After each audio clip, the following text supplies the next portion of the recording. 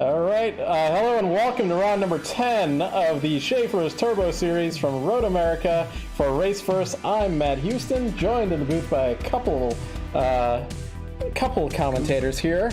Group here. We've got Gary Godso in the booth, other commentator, and Dakota DeMay joining us as the driver analyst. Yeah, I'm here because folks? I can't road race.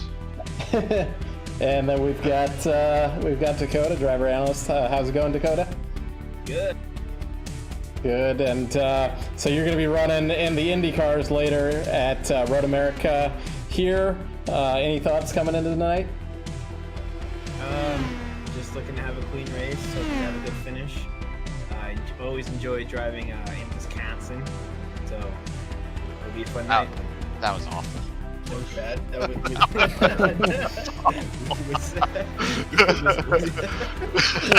Well, it's what happens. We're gonna have some fun. We've only got 8 drivers in the field, so we're gonna try to have some fun here in the booth here tonight. But our drivers out here, I've actually got the point standings I can read out for you guys. Andrew Spates is in the lead. James Watson has dropped to second after last week's race. Unfortunate happenings in that race for him.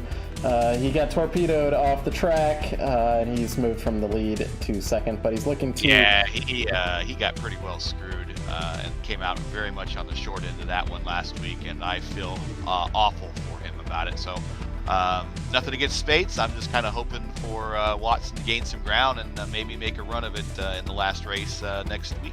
Yeah, at Gateway. Gateway, yep. So Cawthorn's in third with 277 points. So really long stretch for Cawthorn at this point.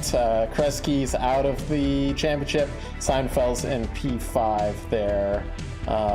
So that's our top 5 in points. Basically a race between Spates and Watson. So we're back to qualifying here. Spates currently top of the board, but Cawthorn in P2, and actually earlier Watson was P2 for a while. We'll keep an eye on him as he tries to improve his lap. Only 2.5 minutes or so to go, but flying laps will count. So anybody that crosses the start finish line will have another 2 minutes or so to finish off that lap.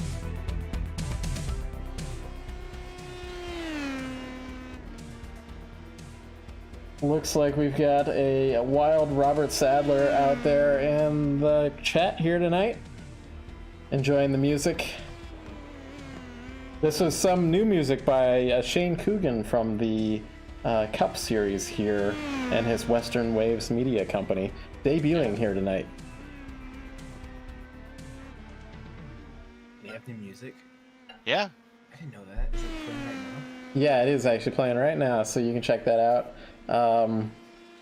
A wild Julian Altina is also warming up some lasagna before bed in the chat. So, shout out to our Schaeffer oil here. Racing is in their blood, and that's what they do. Schaeffer the racing products help racing teams spend less resources on the track replacing parts and changing fluids and more time out on the track.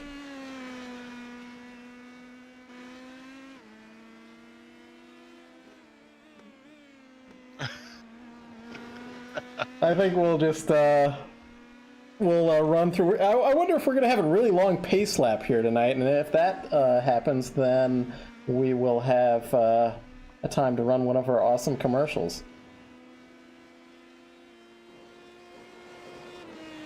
So Watson, I'm looking at Watson here on the screen. He's going down the kettle bottoms into Canada corner. Hard onto the brakes there. Car rear tire is fighting for grip. Looks like Cawthorn's pulled it into the pit lane.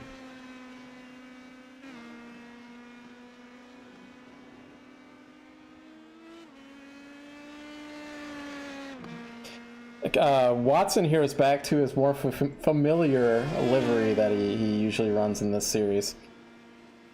His Lincoln Racing yellow livery. Very 80s. Oh yeah, that it has hints of Team Menards there with the bright colors and all that. Yeah. He goes through the first corner, uses a lot of curb, trying to maintain that momentum. Heading onto the Moron Straight. Moraine. Okay. You can't say that anymore, Matt. But it's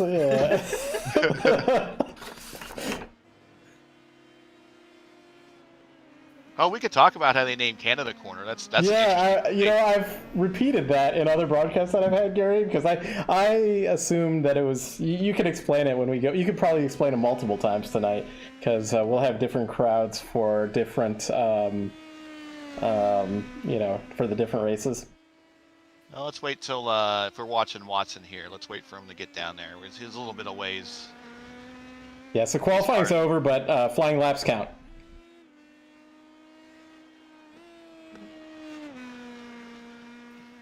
Going through the carousel. Down into the kink where with Catherine Legg had a really bad wreck there in real life, I think, right? Yeah, she did, yep. Probably 2006, maybe 2005. Oh, yeah. So here we're coming down to Canada Corner. So legend is this, it's named Canada Corner because it's at the northern section of the track and it points to Canada. That's kind of lame. I kind of believe the story where the promoter, track owner for the first couple of races, when they would clean up after the events, they would always find a lot of Canadian beer cans down in that corner. So they just assumed that that's where all the Canadians were sitting, and therefore it is now known as Canadian Corner. So be careful where you get rid of your beer cans, because it might be Budweiser Straight or something next So time. Watson on that lap there went P2.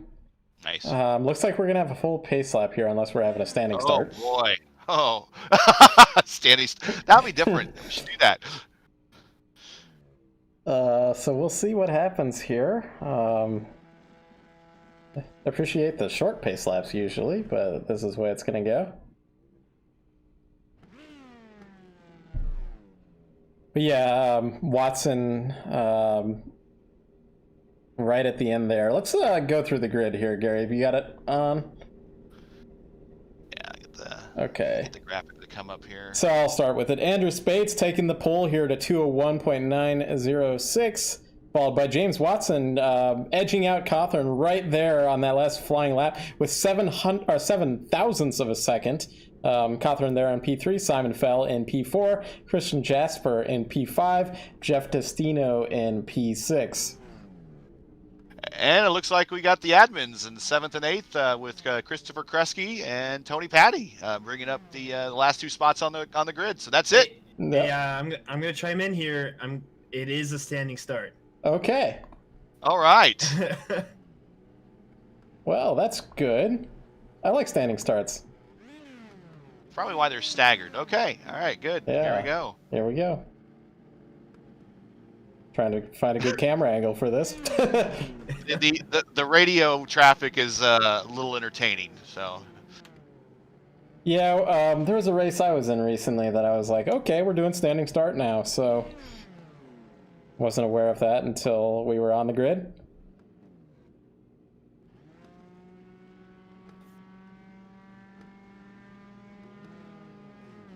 That was a really long waiting for the lights here. I think we're waiting for Tony Patty to grid, and that's why this is taking longer. Here we go. Cars bring it up, rev it up. Lights And out, green. and away we go. There you go. So Watson looks like he has a good start on the outside over Spates. It's going to be side by side into the first corner. And Easy, Watson Oh, Cather into the grass. takes the lead into turn 1. Of course, that's where he's won now, so that's the race into turn 1. But Spates is going to be looking to make a move on the Moran Straight here into turn 5. Christian Jasper moving up as well in P3. Also getting a really good tow. coming down to turn 5. Keep it together, boys. Don't run up into each other's gearbox. There we go.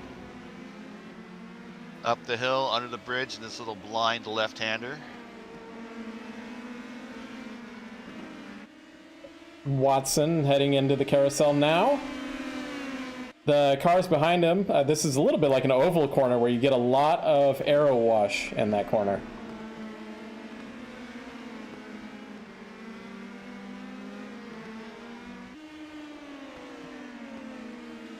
So unlike the IR-18s we'll see later, the Yep. PM-18s have no gimmicks there, no push to pass. No push to pass.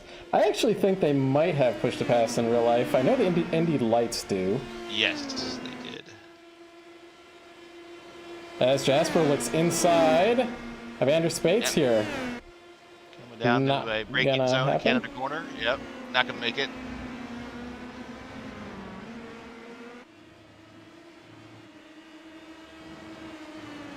Simon Fells positioned himself in P4 back here. Kresge did not qualify, but he's made it up to P5. It looks like Tony Patty has not taken the grid. Jasper's going to have another go on Spates here into the first corner. He's side by side. It's got the preferred position. Who's going to break deeper? I think that Spates Jasper kind will of come, yeah. knew it was going to be a long race and didn't need to like force it on the outside into that first corner. And as long as Jasper and Spates can maintain that gap up to Watson, it looks, although Spates is looking to make up this position. And looks like he'll have the preferred line into turn 5. Jasper comes back on the outside. Goes a little wide though, into the grass, just a little bit of dust kicked up. Space will get that position back.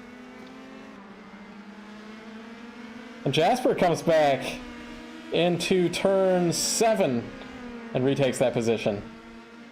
Really good battle here, but meanwhile, Watson's gapping away. Already into the carousel there. About 3 seconds up the track already.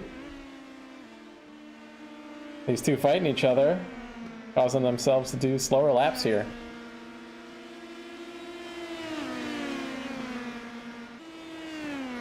Phil got a great run out of the carousel, and he's gonna catch right up to Spates' gearbox there.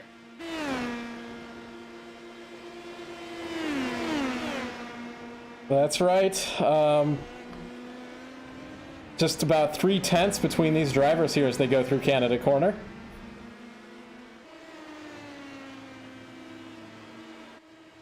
And meanwhile, Watson leads.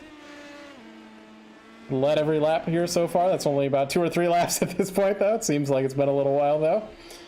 20 laps here tonight. Spates is going to have a good run.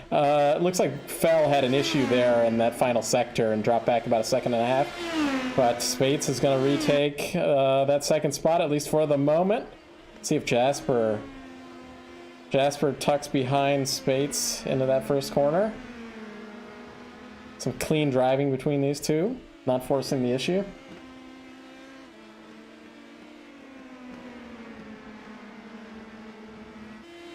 And each time they battle back and forth, Watson kind of gains about a half second on lead over them. Oh, yeah. So that's what he wants to see.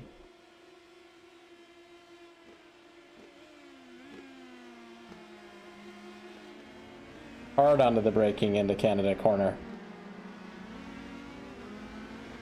Jasper just running a little bit, I said Canada corner, into turn 5. I'm getting corner number names all messed up here tonight.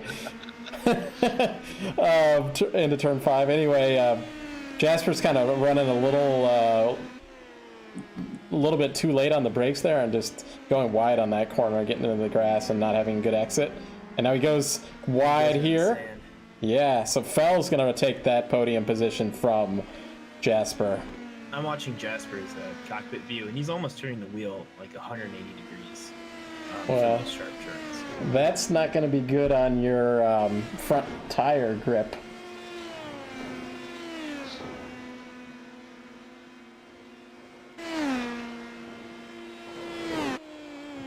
And now Watson, actually with Spates into P2 and not under pressure, he's actually gained about a half second on Watson. So if now that Spates is broken away from the group behind him of Fell and Jasper, he might be able to set his sights back on the leader.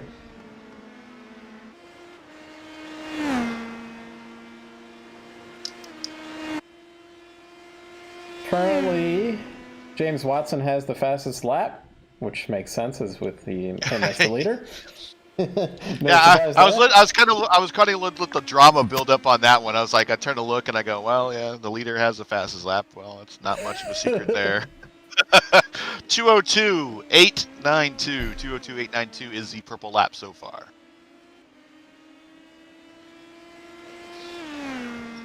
Gary, do we want to know what the average mile per hour of that lap is? We can pull that up. I can pull that up. Let's see. That is 116.677 miles per hour. So I want to say that the IndyCars, this is probably like one of their fastest road courses. I want to say it's like 130 mile an hour lap, which that's pretty quick for a road course.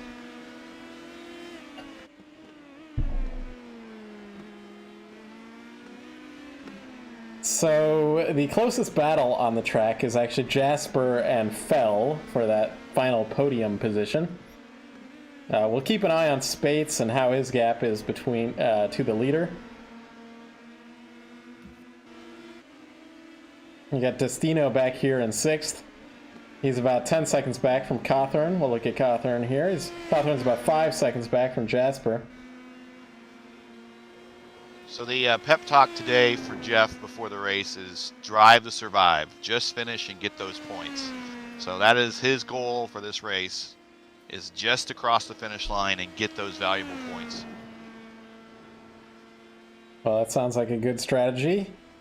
Kresge is back in 7th, another 5 seconds back from Jeff Destino there. And cutting back to Jasper because he's about 7/10 off of Fell, so this is our best battle on the track. And this race is definitely like an Indy Lights race, because we've got 8 cars in the field here. Spates was a 10th faster than Watson on that last lap. So as he gains on Watson, he's gonna maybe he'll end up forcing Watson into a mistake with that speed that he has. We have a new purple lap. Spates did go purple that lap, but 202.341. He was purple in sectors 3 and 4, while Watson was purple in sector 5. And Jasper's looking at not yet. He thinks better of it. Oh, and he overshoots. Locks up the rear brakes going into turn 5. He keeps it going though, but he's now under pressure from Cawthorn there in P5. Bit of a Code Brown moment for Simon Fell there, having the car behind you overshoot the corner.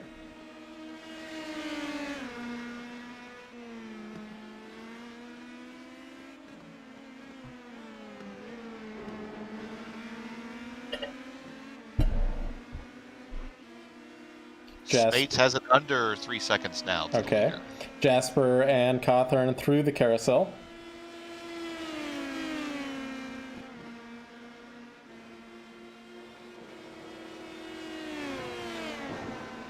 And through the kink they go.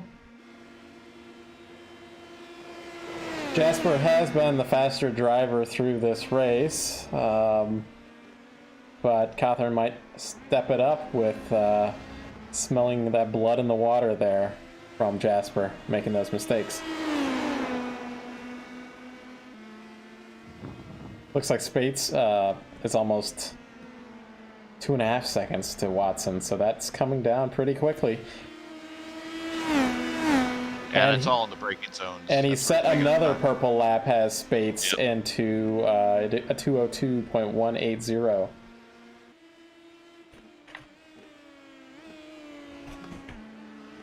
Watson answering purple in sector 1.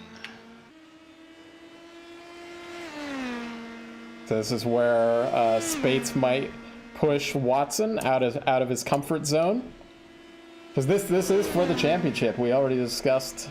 Basically, Watson has to finish ahead of Spates in every race here. So.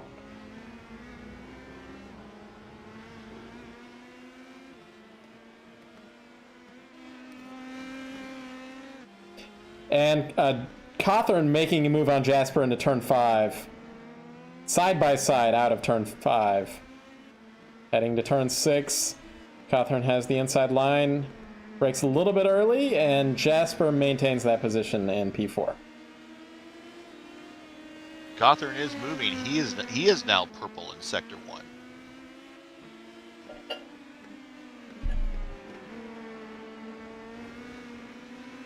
Yeah, I don't think that Cawthorn has made a mistake in this race, whereas Jasper, we've seen make a couple mistakes. So he's fallen out of that podium position. I told you Cawthorn went into the grass on turn 1. Oh, okay. Other than that, I was looking at the front at that point. Made up some time. Yeah.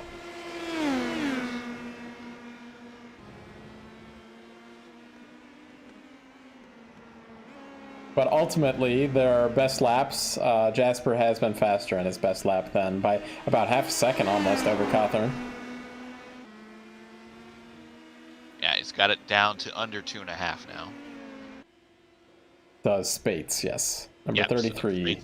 Spates to Watson is under 2.5. Rate he's going is probably going to be under 2 seconds by the time they make their way around to the start-finish line. Yeah. Next lap. As we're lap 7 of 20.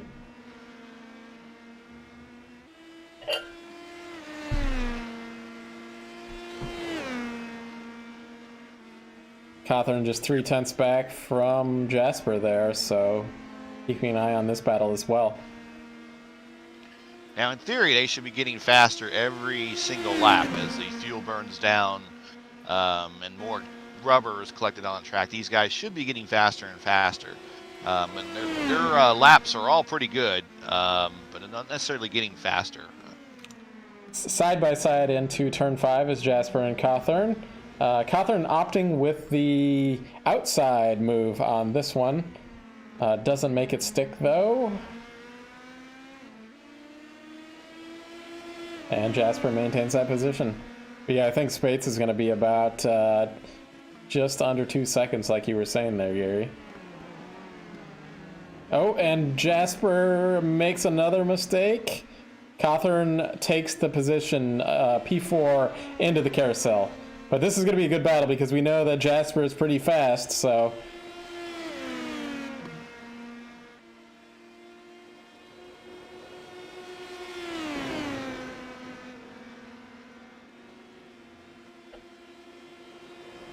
Jasper now trying to make a move inside into Canada corner.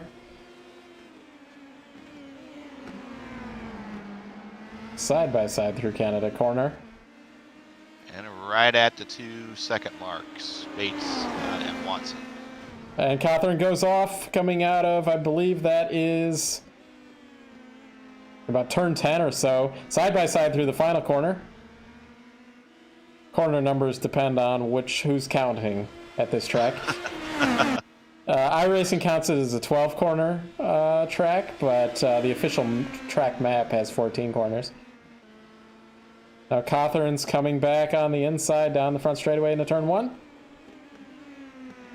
Really good battle here, but yeah, we want to keep, if that battle at the front, if anything happens up there, we'll be getting to that. That's a championship battle up there. Yeah, Spates has it within now 1.6 seconds. He just cleared turn 5. Yeah, I saw his exit out of turn 5. He got a little bit of fishtail.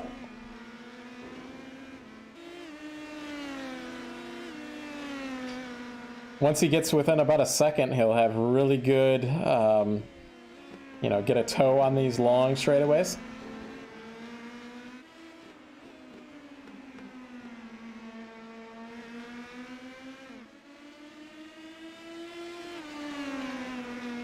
Watson with a much lower line through the carousel than Spates. Spates is about a half lane higher. Don't know if he's carrying more speed or what there. Yeah, I'm not sure which would be the better line there. So in between these battles is Simon Fell in third, final podium position. He's 9 seconds back from Spates and 9 seconds ahead of Cawthorn in P4. Jasper right on Cawthorn's gearbox as they headed through the kink. And on to Canada corner. Yeah, Fell's in one of those positions that basically you're halfway through the race, you hit your marks, and don't make any mistakes between now and the end. He'll pretty much secure himself a nice podium. So yeah, and if those two leaders take themselves out, though, yep, he'll be in the lead. Well, Watson has picked it up a little bit. Spates did not cut into him as much as he had in other laps. He's got it within a second and a half. Was only able to shave off a tenth for the most part on that last lap. So we'll see once he gets a little bit closer and gets into that draft envelope of these cars, which is pretty small. See how he makes up some time. Cawthorn was right on Jasper's gearbox heading into the first corner. Was not able to quite make a position, but heading back onto the Moran Straight here. We'll see if he can make a move here. Destino is the first one onto the pit lane, so we'll see how pit strategy plays out here soon. I think Spates went purple last time by, which is interesting because he only made up a tenth of a second on that lap. He went 2:02.178. He's a second. He just got a second. Yeah, he just cleared into him big time. Must have missed a braking area here. We'll keep watching. Coming into the carousel.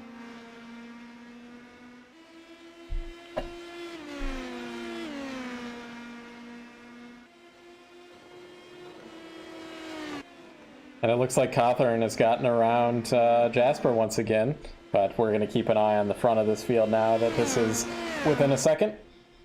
0.7 of a second for Spates. Spates is totally in that slipstream now. Yeah, he's there. As he disappears for a moment, for me anyway.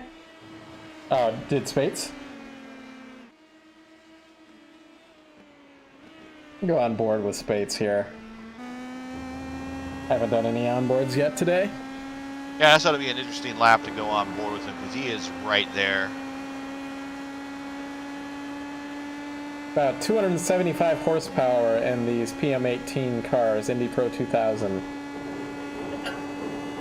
He looks inside. Oh, he takes a peek. Takes a peek. Yeah, I think that was just a fake out. Yeah, just let him know you're there. This is where it could happen, though, onto the Moran Straight. Yeah, coming down to turn 5. That Canada corner. Yeah, it is on. Oh, he's going to try going on the outside. James with a good defensive move. This is for the championship lead, really, between these two drivers. Spates pulls it retakes off. the lead, or takes the lead after the beginning of the race where he started first, but Watson took the lead into the first corner. We're about halfway through this one, 10 of 12 or 10 of 20 laps.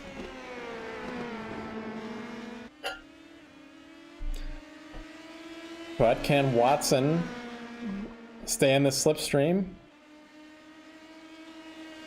through the carousel, onto the kink, and through the kettle bottoms?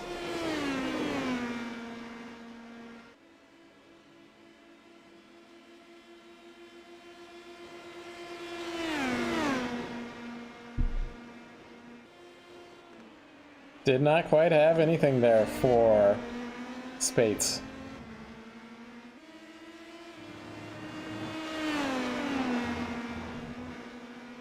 Yeah, it's got to be in the braking zones where he was losing time.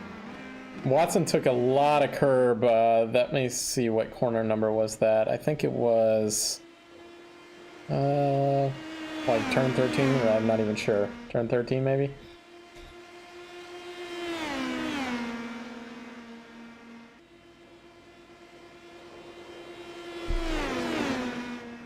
Watson made up a lot of ground from the final corner.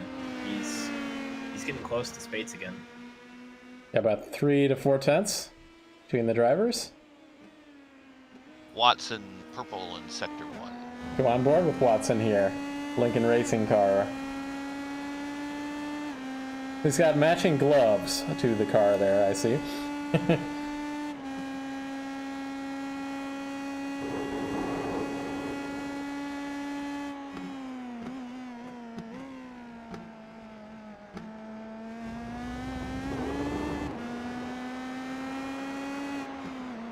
That battle between Cawthorn and Jasper. Bates got really loose on that last turn. Yeah, he did. Well, he's under pressure. Probably using those rear tires, heating up a little bit. Yeah, a little bit of a slide there on exit.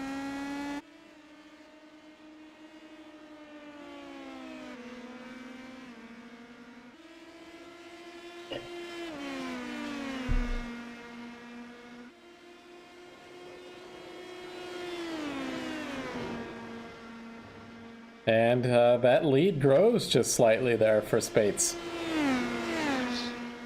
And the slipstream, though, is Watson.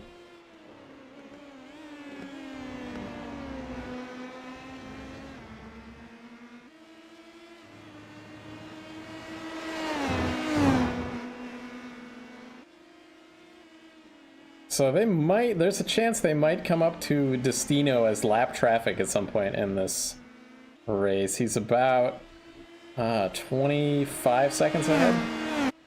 Yeah, I'd be in the closing stages. Yeah. Spates trying to break the draft on the front stretch there. Did a little bit of a snake move. Yeah, I was about to call it out. He's doing the snake. I know how much you love that move, Gary. It's the, what do we call it? The Brazilian fade? Yeah.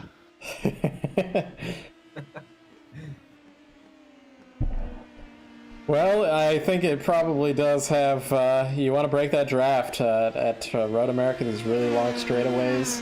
Anything you can do to help you out. And there's a bit of a, I think there's, yeah, the draft does help, but there also is a point when you snake too much. Like I saw it a lot at Pocono last week when we had the Velocity Online Racing race there. A lot of people were doing the weave.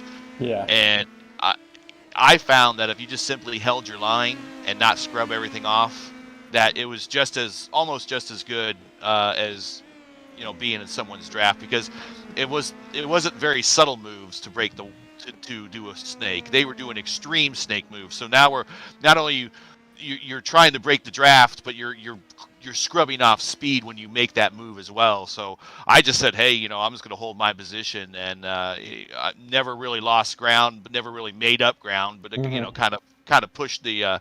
It was a push, but I'm not making dumb moves down the straight just to break up a draft.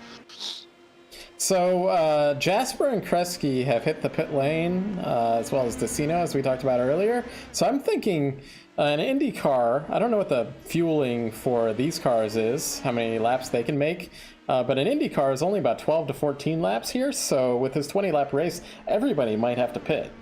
So we'll keep an eye on the leaders and what they end up doing with this. There might not be enough fuel to do a full 20 laps here. Well, certainly it doesn't hurt them at this point to grab new tires. I mean, Yeah. That pit lane is really long, though, so you don't want to be making too many pit stops. What are you looking at tonight there, Dakota? How many pit stops you're going to be making in that Road America race with the Indy cars? It's going to be a two-stopper. Yeah, I think so. The race is 30... Is it 40 laps? It's 35. Originally, the schedule was incorrect, and it said 30, but we're going to be doing 35 here. Increased to 35. So. Yep. That's a long race. The real race, IndyCar race, is about a 54 lapper, I believe. Over in TI, we run 42. It's a pretty long race. Looks like Destino is about 10 seconds ahead of the leaders here. But that gap that Spates has about 3 seconds now to Watson. So all Watson can really do at this point is hope for a big mistake there from Spates, maybe even a pit stop issue.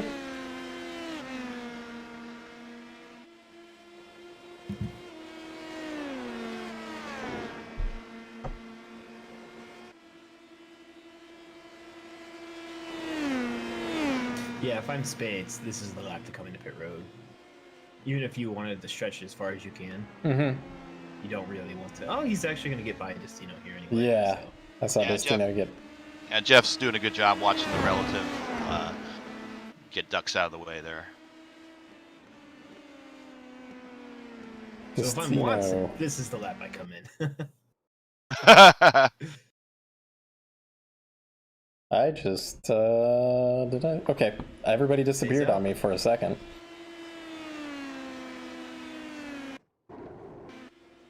Do you guys have any issues on your end?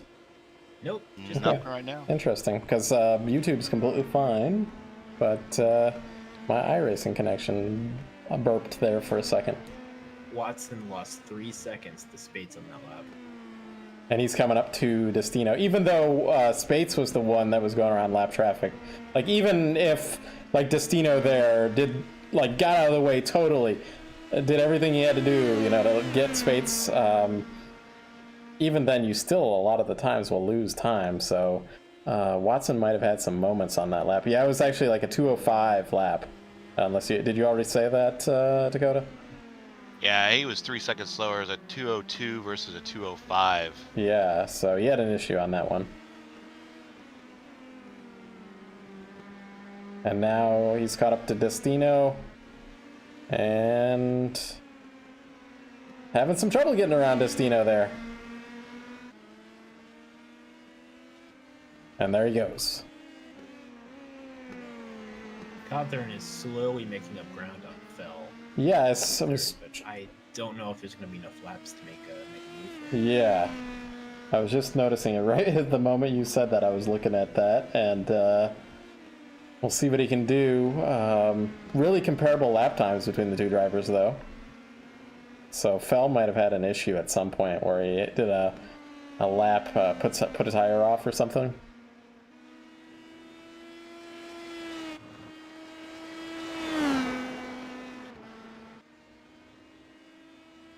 So Spates, our pole sitter here, continues to lead. Stays out on the track. No pit stop this lap. And he's shown that he was the fastest car because he had to pass for the lead. He went purple that lap. Actually, he did not go purple that lap. He did lower his purple lap, though. I didn't notice that, 2:01. Mm-hmm. So they're getting close to 2 minute laps. Which is pretty fast for those cars. Yeah. So we have about 6 laps to go here. Yeah, that time around, Watson was 4 seconds slower. Yeah, wow.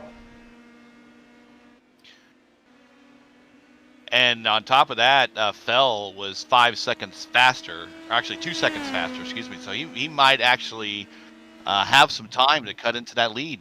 So we might actually have a battle for second place before this thing's up. Yeah, we'll see if Watson, he's going to have to put his head down and just focus on finishing out this race.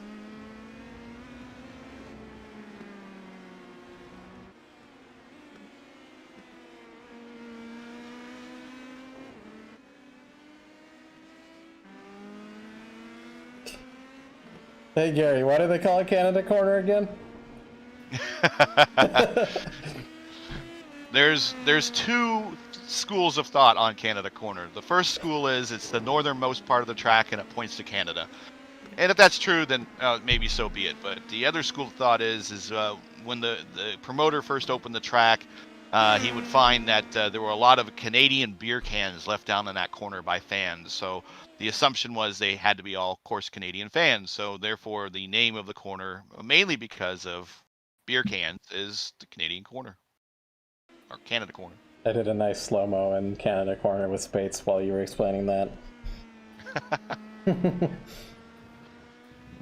So Spates stays out there. I really don't know if they actually have to pit, so... I think they have... I think they can make it. Okay. These cars have a lot of capacity in them. Yeah, they have more than the IndyCar. And they obviously they get way better fuel mileage. That 275 horsepower versus 700 horsepower. Yeah.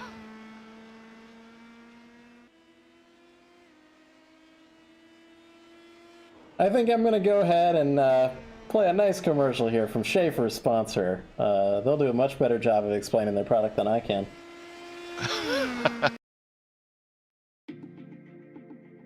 Ever since I've switched to Schaeffer's oil, I've never had a reason to even try anything else. And that's one thing that I'm proud about, is the fact that I can't tell you how good something else is because I know how good Schaeffer's oil is.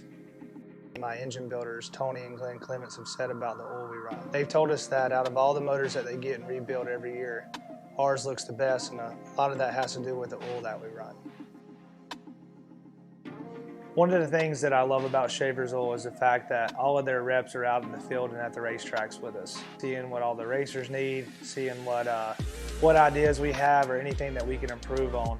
And you just can't beat the customer service of having a rep for, one of the main components of our race team, whether it's at our engine oil, transmission fluid, rear end oil, having somebody there that represents that brand and also gives us support and also the knowledge that we need to be making the right calls and just helping us out with our entire racing program. It means a lot to our race team to have that.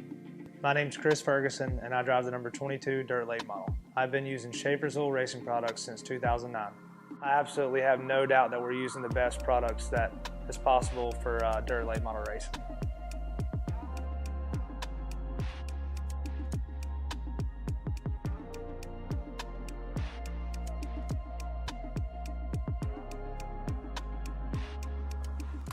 There's two types of drivers out there.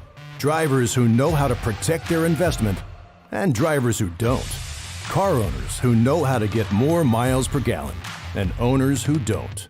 We're talking people who know their Schaeffer and people who don't. Which one are you? From cars to trucks to diesel workhorses, whatever you drive, there's a Schaeffer synthetic oil for you. Do you know your Schaeffer? Ask for it at an automotive retailer near you.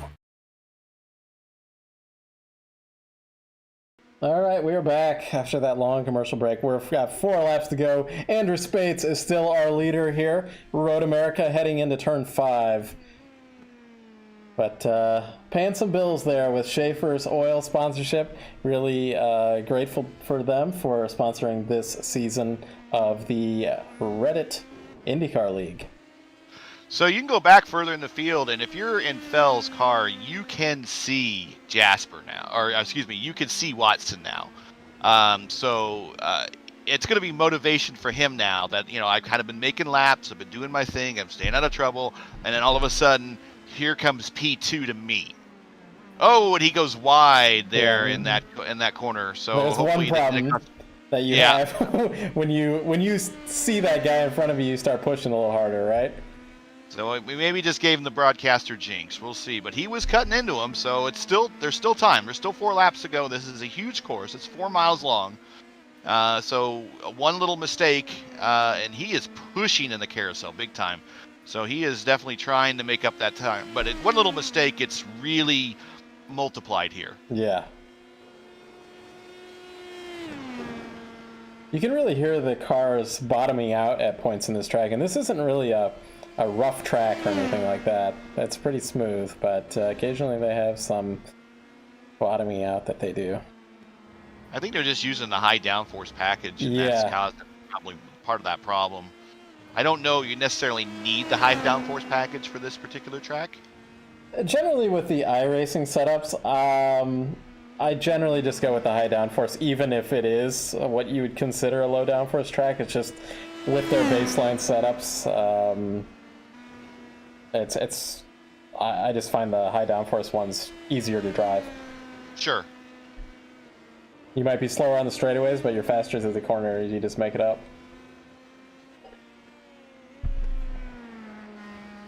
And of course, less chance that you're going to make a mistake with all that downforce coming out of these corners here.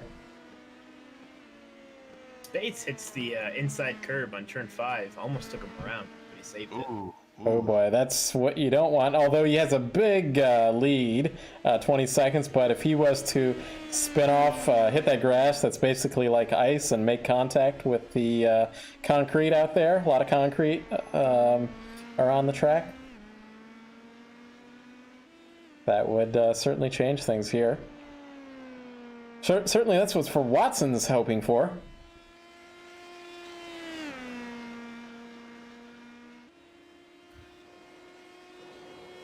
Fell's right at about 5 seconds behind Watson. Yeah, I don't know. Like his car looks fine, but it's almost like he's driving with a little bit of damage or something. Or he's trying to hit a fuel number and Spates is going to pit. I don't know.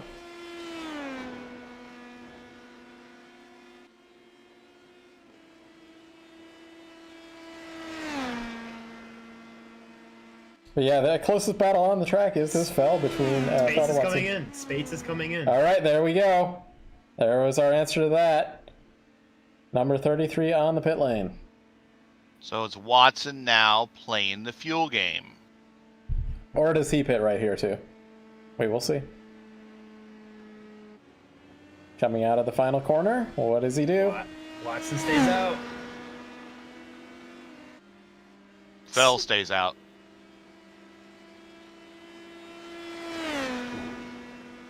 Well, I've certainly played the fuel strategy game at Road America before.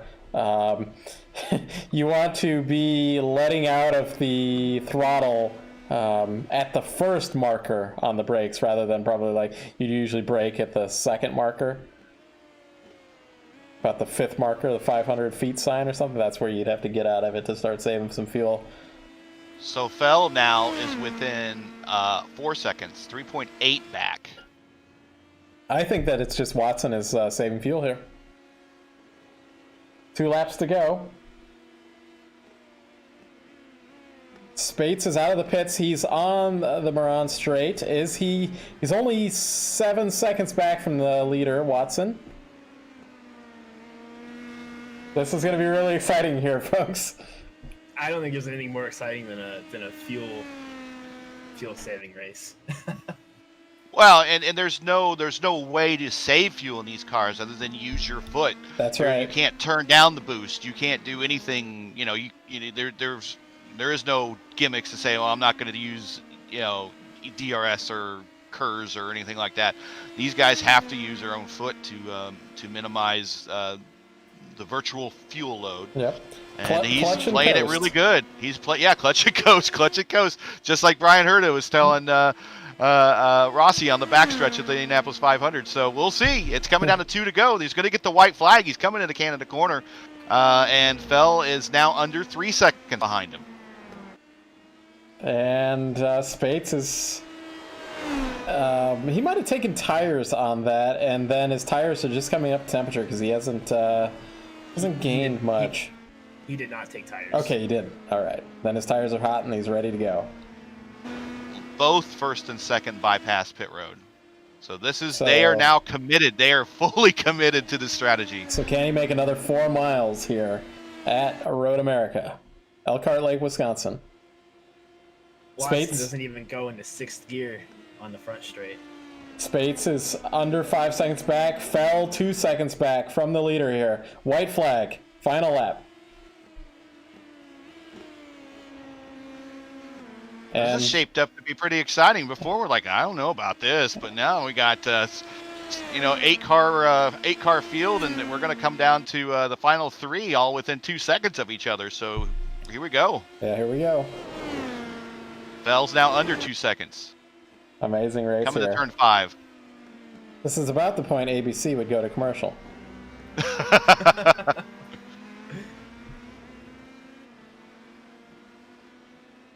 So Spates is going to have to get around Fell, it looks like. I don't know how Fell is, saved this much fuel that he's actually gapping into Watson. I guess Fell's been saving fuel the whole race, whereas Watson only did it after he lost the lead to Spates. That's my guess, anyway. Yeah, we're really wondering here why Watson was 3 seconds off the pace, and had he had damage or something like that, but it became clear. He suckered us. Yes, he did. So he's going through the kink. He's coming down the Canada corner. He's full throttle right now. I think he's good. This is the part of the track that one time Alistair Jr. was leading the white flag and blew up right about here, and he lost the race coming to the checkered flag. So no blow up there. Still under power. And really, this is, we got a couple more corners to go, one straightaway to go, but this is perfect scenario for Watson because he has Fell between him and Spates for those valuable championship points. Wow, and he no-stops it. There's your winner. Wow. Brilliant. Wow. Just brilliant. Win for Watson. Great finish by Simon. Oh, Fell is out. Spates gets him. Spates gets right at the line by, trying to look at, like less than 0.071. There you go. Watson, our winner here, though. Can't take that away from him. Did he run out of fuel? Did Fell run out of fuel? Yes. Yeah, that's what that was. I wonder if... All right. I'm going on board with Watson here to see how much fuel he has. Great finish. Great finish for Watson there. Will he have fuel for any donuts or anything like that?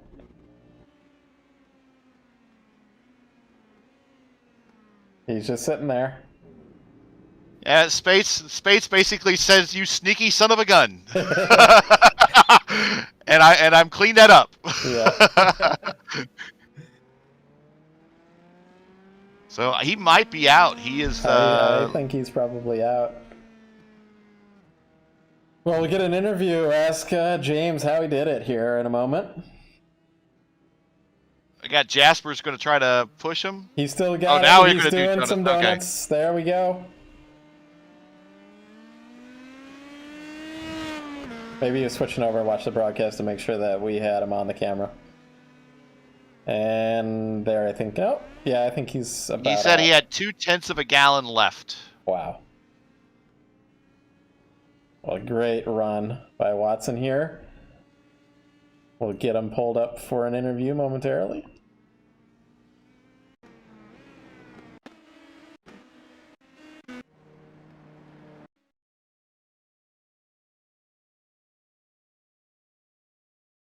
Oh, there he is. Hey, James, we've got Matt, Dakota, and Gary up here in the booth. Congratulations on your win, man. Brilliant, man. Brilliant. Tell us all about it. Oh, my God. That is the greatest drive. I still can't believe I pulled that off. That was unreal. Well, at the end, only 1.9 seconds between you and Spates there. But you, for the championship points, you kind of had to win this one and finish ahead of Spates. Yep, that was the whole point. Because when I got him on turn one and I saw him and Jasper were battling, first the plan of attack was pull the heck away. But then Andrew's just so stupid fast, he caught back up to me. So then I threw an audible, yelled out Omaha like Peyton, and started saving fuel because I knew I had a big gap to Simon behind me. So I'm just like, I've got nothing to lose. I'm going to throw the Hail Mary, save, and see if I can do my best Scott Dixon impression and bring home the W. And oh my God, I love it when a plan comes together. Well, listen, Hannibal. So you did. We were wondering when you made that call because we were starting to wonder there for a while if you had damage and maybe you clipped something that we didn't see, and we're like, what's going on?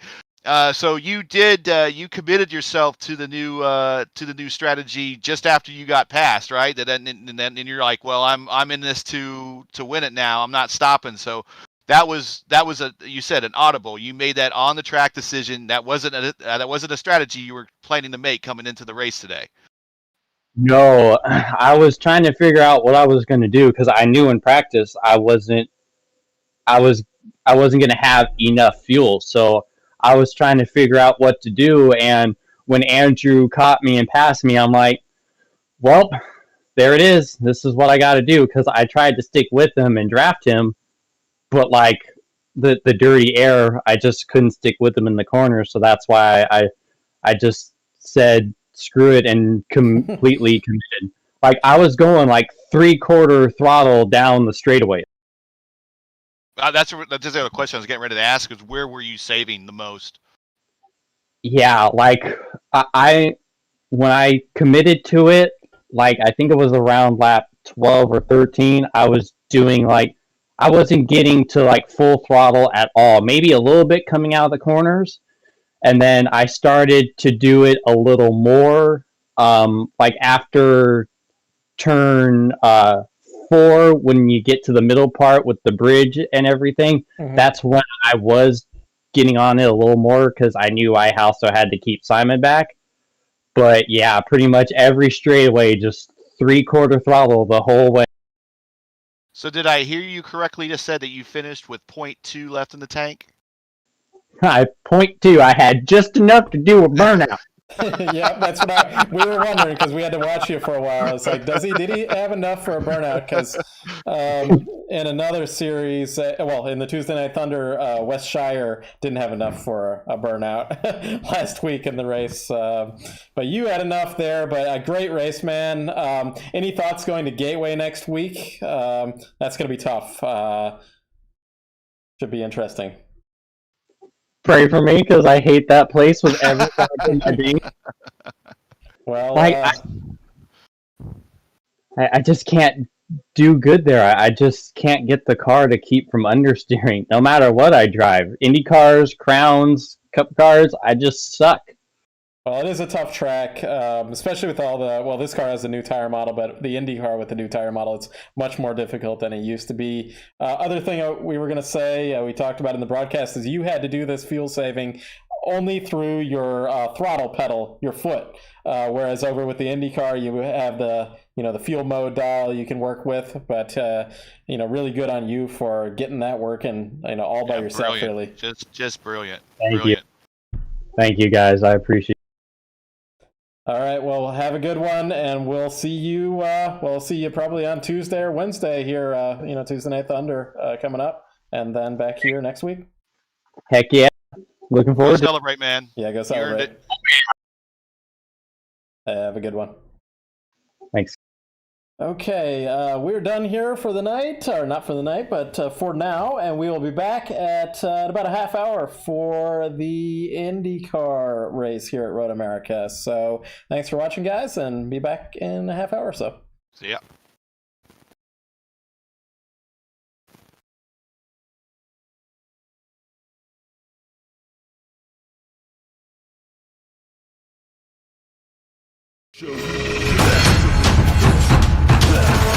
You're blind.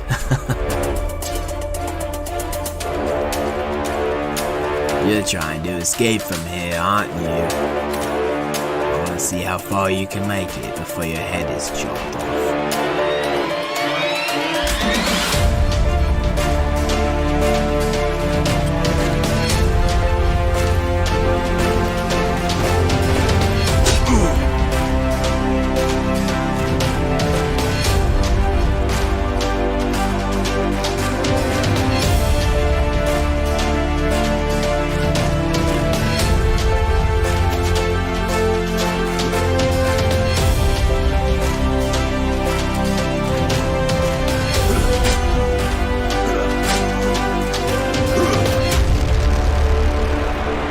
Good luck not getting killed.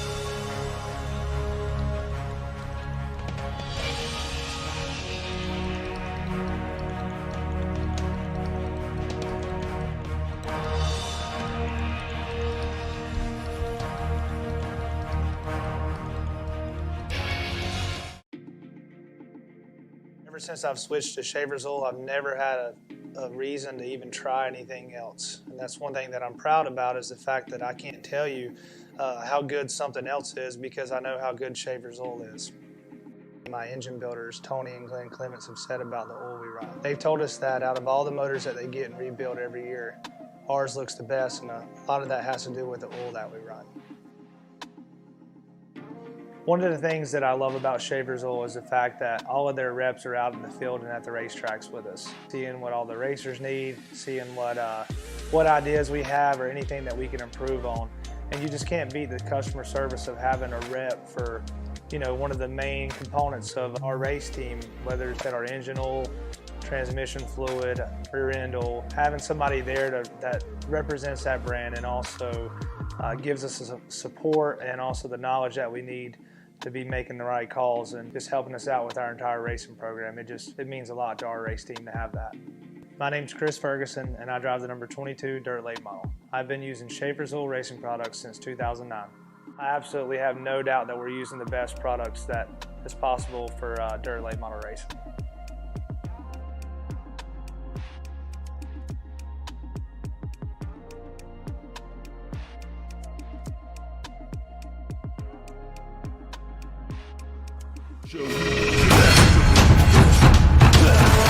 You're blind.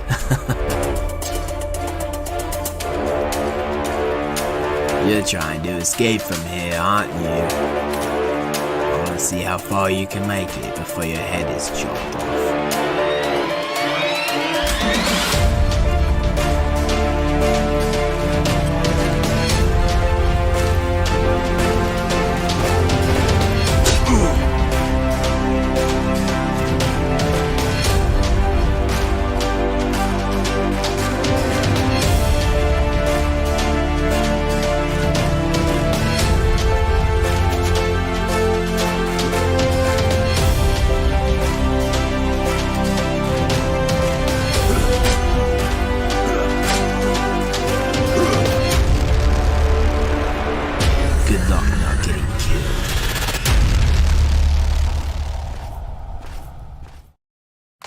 There's two types of drivers out there. Drivers who know how to protect their investment, and drivers who don't.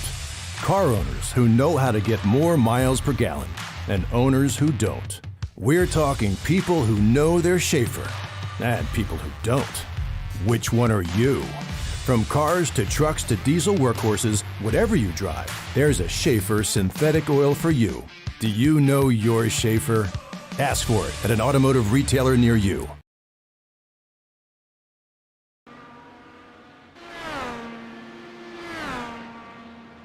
All right, we're back again here tonight, this time for the round number 11 of the Schaeffer's Cup from Road America. Once again, for Race First, I'm Matt Houston, joined by Gary Godso up here in the booth. Hey, Gary, how's it going?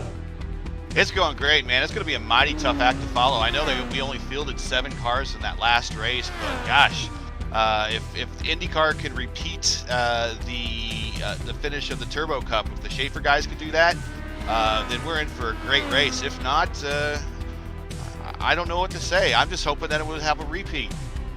Yeah, we had a really good race here last season as well, so I think we're going to be, it should be another good one. Really tight at the front of the field with qualifying. One of our regulars from last season had a couple wins is Will Zeller there in currently the provisional pole. So it's good to have Will back in the series. He did run the first race of the season, or was it? I don't know if it was the first race. It was Montreal, the first road course of the season. He's kind of a bit of a road course specialist here. It's good to have him back. We hope to see him on some ovals maybe next weekend at Gateway, for instance. Well, a sure sign of a great driver is someone that could win on every type of course. So I'd like to see him on an oval too. That's right. I think we all would. Then we've got Albie back here. He's in P2 at the moment, so really good qualifying effort by Albie in that familiar, to us anyway, livery. I think that's the IndyCar Racing 1 livery this week. Yep. Of course, Road America was part of the of that game back then. So I think the first couple laps I ever took on this track was via that game. I wasn't great back then either. So. Well, I was not good at all with the road courses back then. I used to stick to the ovals only. Things have changed quite a bit. As Caleb Bensi there goes P2. The road course is really tough in that game, is kind of my opinion. I was watching some videos of it a few weeks back, and I was like, I don't understand how I played it at all. So Caleb Bensi here, our championship points leader, if he starts the race tonight and completes a lap, gets off the grid, and is scored, he will win the championship here for the second time in the Reddit IndyCar League, Schaeffer's Cup this season. So I think that will happen. I would say chances are better than fair. I would say so. Gavin Sanders, one of our familiar drivers coming this season here, strong in the Reddit series. We're getting more used to him. He's also joined over in the Velocity Online Racing League as well, and he's been strong there as well. I think he's going to be one of your teammates there coming soon, isn't he, Gary? Yeah, he'll be in the Velocity Online Racing IndyCar Series. He will be our fourth driver. He's not going to be the number 4 driver. That's probably going to be me. But unfortunately, our regular teammate Robert has some school that he really wants to focus on. And when we say seasons, they're not seasons like you see in real life where they last an entire year. A season could be 3 or 4 weeks or 3 or 4 months worth of racing, and then we start another season kind of doing what following the model that iRacing does. So Robert's going to focus on school, so we needed a number 4 driver, and Julian did a pretty decent scouting job and found Gavin available, so he will be our number 4 driver, not our number 4 driver, but will be our number 4 driver, if you know what I mean. I don't know if you know who our number 4 driver is going to be. He's not our number 4 either. Have you heard anything about that there, Gary? I have no offers, so no. Well, it will be a Shane Coogan will be joining the Race First team over in the That's VOR. fantastic. Yep. That's fantastic. I like Shane a lot. So you mentioned back-to-back if he manages to take the green flag, and that's asking an awful lot. Because, we did see cars actually wreck before the Alton Park race in Vore. So you never know. You never know. The last IndyCar driver that went back-to-back, and we've had Team Penske do that back-to-back, but as a team, the last person as a driver was 2010-2011 Dario Franchitti. So 10 years ago, that feat was made, and so you don't see it very often in real-life racing. So it can be said that having someone doing it, even in the virtual world, is pretty outstanding. And with that said, Caleb is not taking a joke of this particular race, and he is currently provisional pole sitter, overtaking Zeller there, who's now P2. That's right. That's just go ahead and put the hammer on it and nail in the coffin and just tell everybody, hey, I'm putting the exclamation point on this particular one. See ya. I don't have to race next week. That's right. So you guys might have heard the new intro music we have in the Reddit series here, and that is also from Shane Coogan. He runs the Western Waves Media Company. He's currently sitting on the pits, so we can't see him, and I think he's just going to sit there and call it a day because we only have a minute and a half left in this session, as Will Zeller goes P1, so overtaking Bensi for that top spot. And it looks like we are done with qualifying here, but we've got, flying laps will count. But I think, is everybody out? I don't see any cars. Van de Zandt just finished a lap, so he is done as well. Anybody else? Van de Zandt has a pretty busy night on Wednesday night, so the fact that he can get in over here and turn some laps says something. That's right. And same with Forsyth. He's also got both Forsyth and Van de Zandt. They come over, they're running the Dark Horse Series.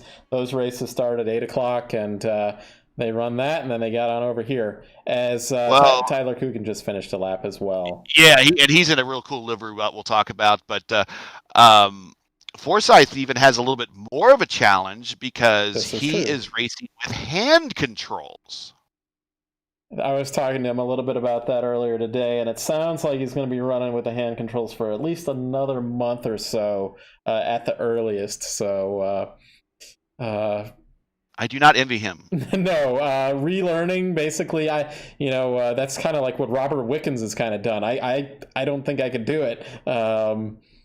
But if you have a passion for racing and can't use your feet for a little while, more power to them. I think we can start going through the grid. I don't know if we have a full pace lap, so I'm going to go through the grid starting early just in case we have a short pace lap. If the admins were listening to our broadcast, for instance.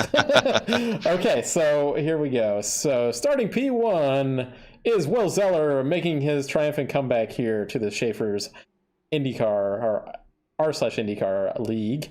Caleb Bensey, our championship leader, about to score that championship in P2. Gavin Sanders, P3. Alex Van de Zandt, P4. Christopher Albee, P5. Mark Johnson in P6. Back at 7th, we got Dylan Blanton. 8th, Nicholas Isidro. 9th, our man Dakota. 10th, Herman. 11th, your new man, Shane Coogan. And 12th, his brother, Tyler Coogan. Yeah, a Coogan row there. We got Wes Shire in P13, Connor Baldwin in P14. Connor Baldwin will be sponsoring a special event race in the Tuesday Night Thunder Friday night Special Events League on Friday. Adam Nash in P15. Craig Forsyth in P16, Neil Lusher P17, Matthew Cosgrove in P18. And so I'm showing an admin in 19th, Ryan Lewis in 20th, and John Freeze in 21st. So 21 cars, at least, I don't know if we're going to get 21 cars, but probably 20 cars on the grid. Yeah, it looks like about 20. It looks like we're going to have a full pace lap here, so we've got some time to kill. I guess that would be a good time for a sponsorship shout out to Schaeffer's here. Schaeffer's our sponsor for this season of the Reddit IndyCar League, and really thanks to them for making these broadcasts happen. There's two types of drivers out there. Drivers who know how to protect their investment, and drivers who don't. Car owners who know how to get more miles per gallon, and owners who don't. We're talking people who know their Schaeffer, and people who don't. Which one are you? From cars to trucks to diesel workhorses, whatever you drive, there's a Schaeffer synthetic oil for you. Do you know your Schaeffer? Ask for it at an automotive retailer near you.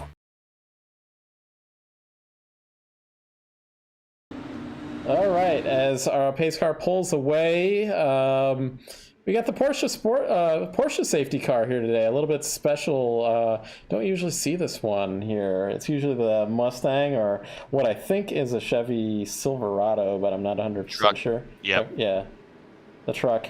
But you were saying something about that Special Events League you want to cover there, Gary? No, yeah. So that's something that you and I and a couple of these other guys that are on this grid run in.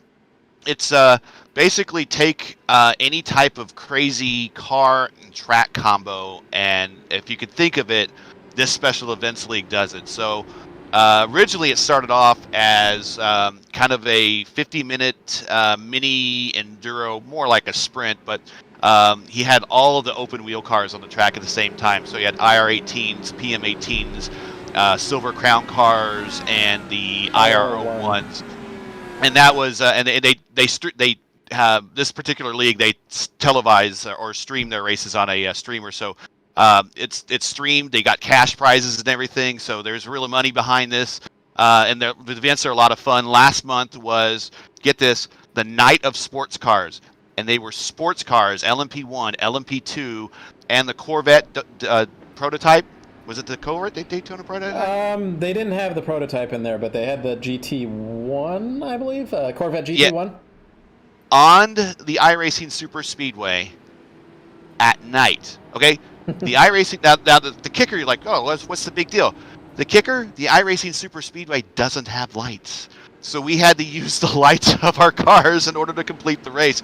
And I think you finished second or third. I know I finished fourth because I was in that little group of you guys that drafted. We were all in LMP2 cars, and we drafted right up to the front and managed to sneak in a near podium spots, or at least not near podium for me. But that was a lot of fun.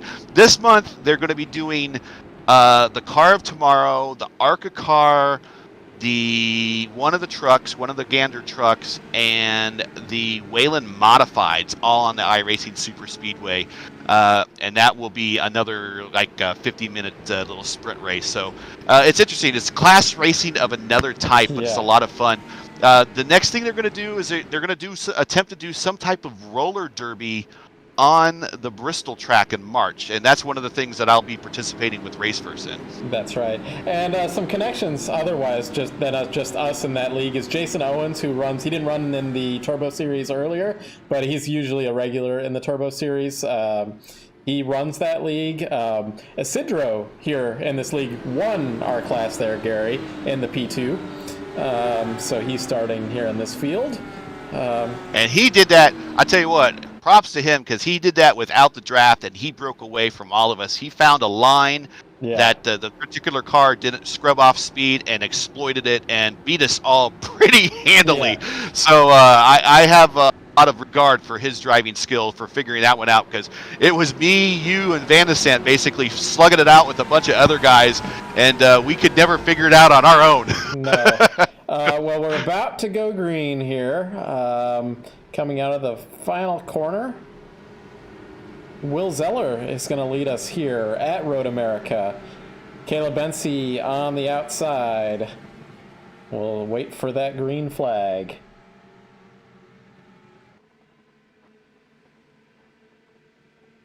And there we go.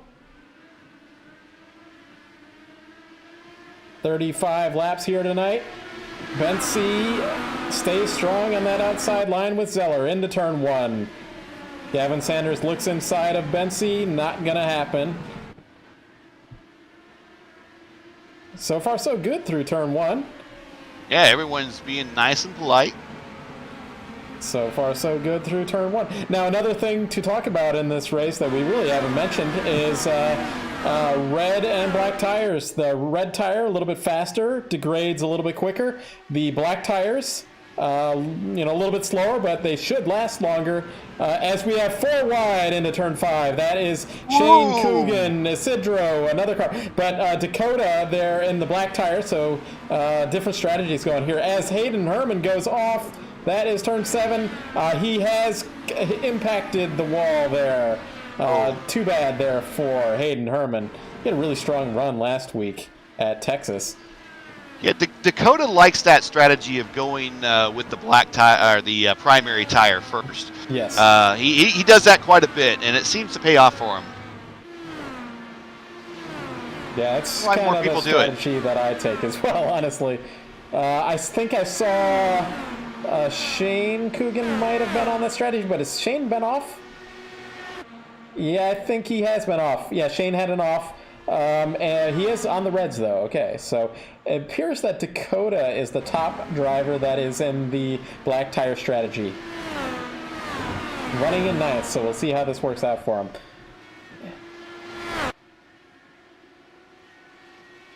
And Will Zeller is going to lead that first lap.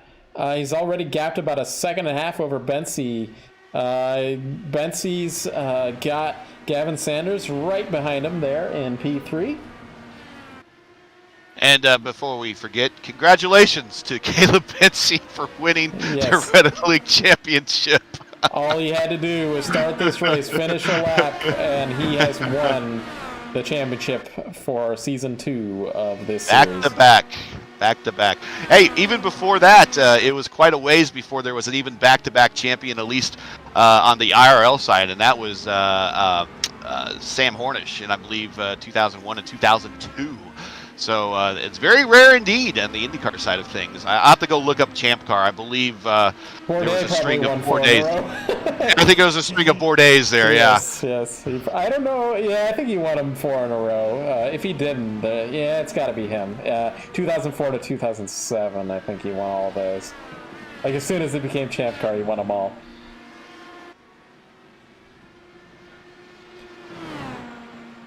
Gavin Sanders about 3/10 back from Bensi, looking through the field to see if any closer battles. Dakota DeMade, our driver analyst from the Turbo Series. He's got a good gap in front of him and behind him, so that's good to be running on that strategy with the black tires, the primary tires, and then kind of held off the aggressors behind you. Kind of a good place to be. We'll have to keep an eye on. So Sanders has used a couple push-to-passes already. Is your data there, Gary, that Zeller has used 6 push-to-passes already? Yeah. Okay, so I think he just took off, used all his push-to-passes on that first lap, I'd say.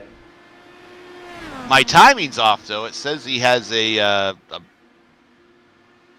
Vincey's 13 seconds back. Okay, your timing is off because mine's about 3 seconds. He's up the track.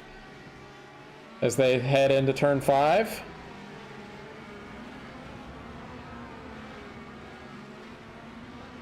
Nobody going side by side. Nobody's making up any movement here. Actually, Forsyth going inside of Cosgrove, not going to make that work.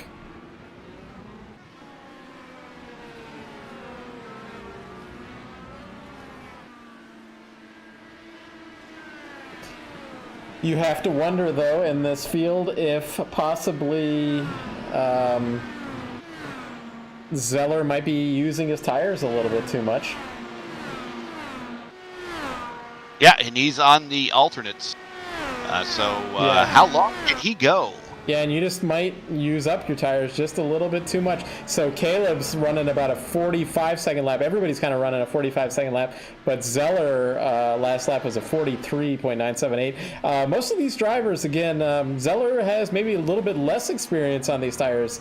So we'll have to see how that kind of happens and how that goes through in this race.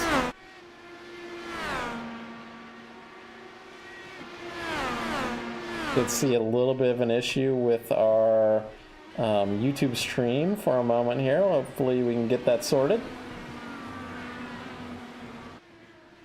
Everything's good so IndyCars have been far. coming to Road America since about 1981. This has kind of been a staple on the IndyCar / TPG IndyCar World Series / Champ Car / IndyCar Series for quite a while. Before the IndyCars came here, I'm assuming that Formula One used to run here as well, right? I don't think Formula One ever did race. Okay, so they were at like Watkins and where else would they have been? They used to Las do like the Vegas East and and West. Detroit. Yeah. Yeah. Mosport. Yeah, that's one that they would do. Of course, that was back a really long time ago. Gavin Sanders says it's Mosport. That's how you're supposed to pronounce it, Mosport, because I guess a lot of the track is named after Sterling Moss, so Mosport. Okay. Yeah, I've heard that before, but I wasn't actually sure what it was. Sanders is only about 3/10 back from Bensi. Zeller's, I was going to say, did I say 3 seconds or 3/10 of a second? I meant 3/10 of a second. But Zeller is 3 seconds up the field, but he is now slowed down on his fastest lap, and he's into the 44s now, about a second slower. Actually, that lap, Bensi was actually faster. Well, the previous lap was faster, but now Zeller was faster on that particular lap as Bensi went across the line. So you're a more seasoned course racer than me. I know on road course races, typically you start counting backwards. That's when you start planning your when you're going to stop. When do you think that we'll see the first rounds of stop if you're running on the alternate tire? So I think they're actually going to try to extend the alternate tires longer. I know it might sound odd, but they're going to try to extend those tires probably to about lap 12 to 14. I think probably about lap 12, but I think Dakota, anybody that's on the black tire strategy, they're going to try to pit earlier than later. Zeller had a little bit of a twitch going into the last turn right before the carousel.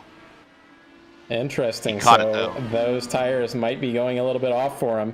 We're only about 5 laps into this, but if they can make it to lap 9 or so, I think they can make this a 2-stopper. And don't let the low lap count fool you. This is a 4-mile track, so he's already hustled his car 20 miles. So they're actually covering a decent bit of ground, even though you're only seeing 5 laps on the counter. That's right. I mean, five laps. That's 10 minutes. Just about, a little bit less than 10 minutes, but right there. Gavin Sanders 3/10. He might be within striking distance here as they head into turn 1. Not quite. And I haven't seen that Will Zeller has used any more push to passes since we talked about it.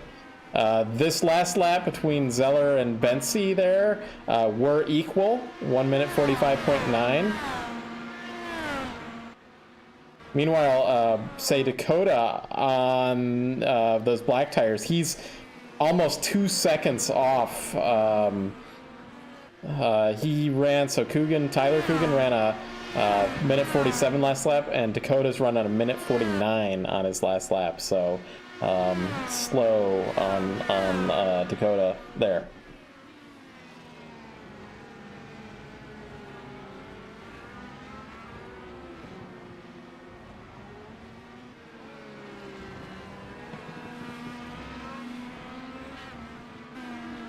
Okay. All right. Apologies if we have any sort of issues with the stream here tonight. Everything's running fine on my end, but my connection to YouTube is having... I would say that it was a pretty popular victory. I think most folks, until he got behind the mic and started doing these races, and that's where he really started to annoy people, I think. But I think for the most part, everyone kind of liked his victory. And that's basically the last...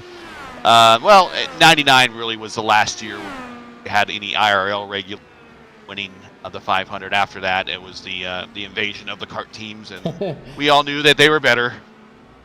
Yeah, it was so it would be Kenny Breck would have won in 99. I didn't really think of that. I guess then it was the Montoya won in 2000, and Montoya, that was that after then. Yep, Montoya, Penske. And then, it's Montoya, Penske. So there you go.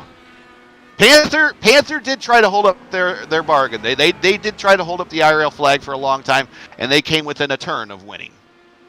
That's right. Back to the race here. Christopher Albee having a good run here tonight. He started 5th. He's been having a lot of bad luck, and I don't want to jinx him too early here. But as he goes a little bit wide on that corner.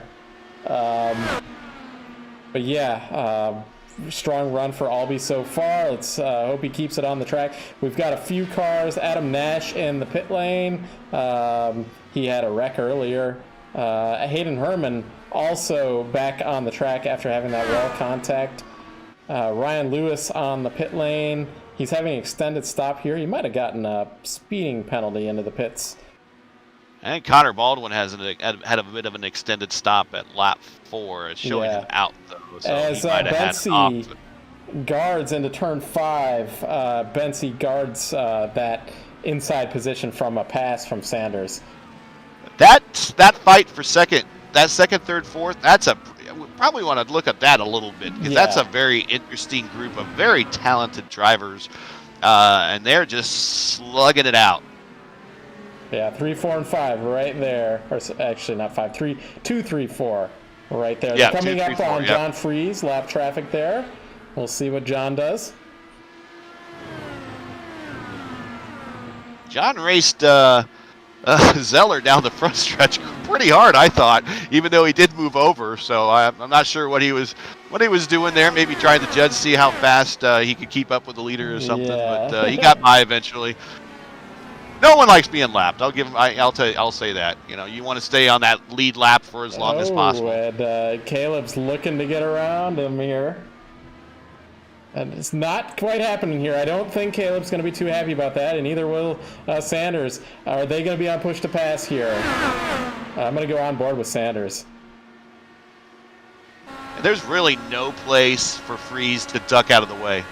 No, it's really narrow here. Even though it's really long, it is a narrow track. Yeah, and Van de Sant's on the radio asking him to get out of the way. There really is not a place for him to, Alex. Yeah. It's not an enviable position to be in, being lapped anywhere. As now, Alex has a really good run on Sanders here. Sanders had an issue or something because Caleb gapped a little bit on him. He's going to force him to take the outside line, hard under the brakes into turn 5. Freeze goes off wide. Yeah, Freeze went off, but Alex got lighting up those rear tires. He drops back a little bit, and now we've got kind of a spread, and Sanders is going to have a free look here at Bensy without any pressure from behind now.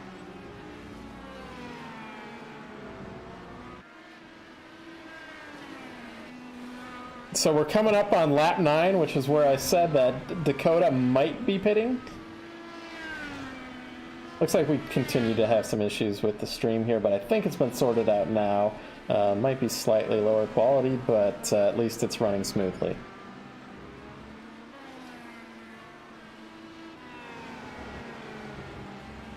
So keep an eye on Dakota here and watch him if he decides to duck into the pits.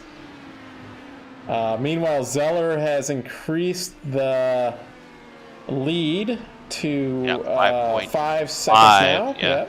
5.4 as he just crossed the start-finish line. So all these drivers will have to switch between those primaries and alternate tires at some point in the race. So these drivers at the front here have, committed to starting the race, whereas Dakota back there in 9th. Let's see if anybody else, you might have some information on that, Gary, about who's on the black tires. It looks like Wes Shire's also on the black tires. The primes are on Dakota, Shire, Forsyth, and Lusher. Those are the guys with the primes, and anybody else with the showing primes, I believe they're already out. So yeah, those are your prime candidates, actually. So Wes Shire here actually doing a little bit quicker laps than Dakota on those same black tires. So Dakota has stayed out, hasn't opted to pit or anything like I was saying he might. So it's lap 10. Is the window open? I'd say the window's open for everybody at this point. But I feel like, let me see, lap times. Yeah, the lap times are really falling off. Zeller last lap was a minute 46. He started. His best lap of the day was basically, I don't think it was the first lap, but it was the second or third lap. He did a minute 43.978. Next fastest lap in the race is actually a 45. So it's really quick. And we saw they were really close in qualifying, but on this race pace, Zeller really has the race pace here.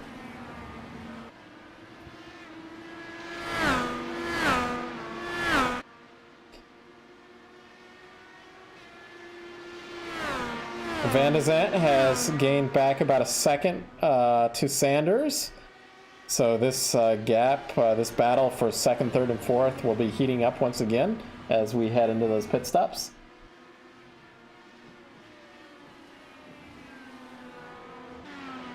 Yeah, one of the Dakota things you stayed said. out, by the way. So one more Okay. lap.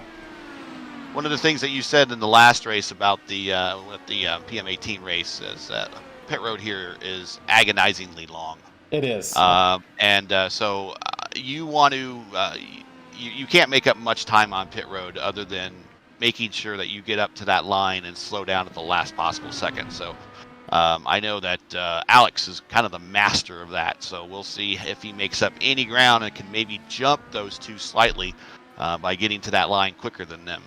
Yeah, and actually Alex has gained, he's back right behind Gavin Sanders, and Sanders right behind Bensi there in the P2 spots. So this battle heating up.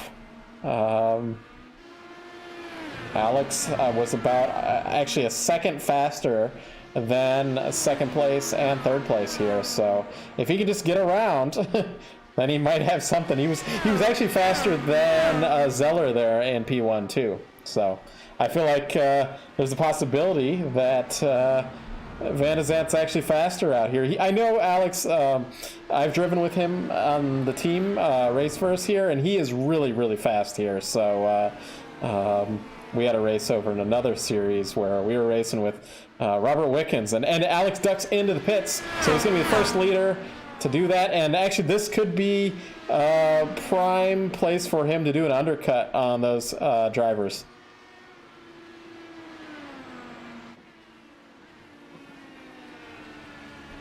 Currently, Zeller is purple at a 1:43.978.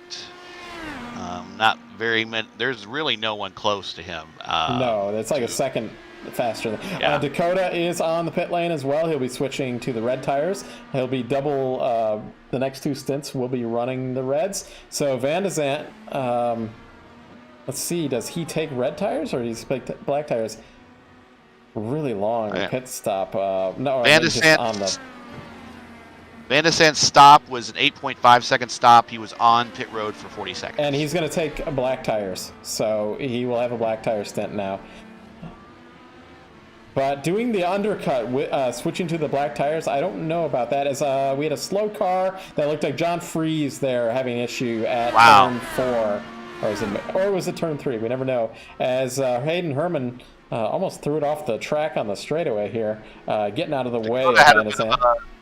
Dakota had a bit of a longer stop. I'm not sure why. He was 9.2 versus Van de Zandt's 8.5, and he was on pit road for a whole second longer. So I'm not sure what happened there. But he is on the red tires now, so he'll be. He basically should be quicker than everybody else on the track. That everybody else is going to be. Well, I guess some drivers can opt for the red tires. I think that's what it's going to come down to in this race. So going back to Van de Zandt has committed to these black tires. Does Bensi, and Bensi's hitting the pit lane. Really quick in. Sanders stayed out. And your leader is on pit road. Okay, Zeller is on. So Sanders is going to lead a lap here. But between Bensi and Sanders, if they switch to red tires now, I don't think that Alex Van de Zandt can gap them, do the overcut on them. So that'll be interesting to see.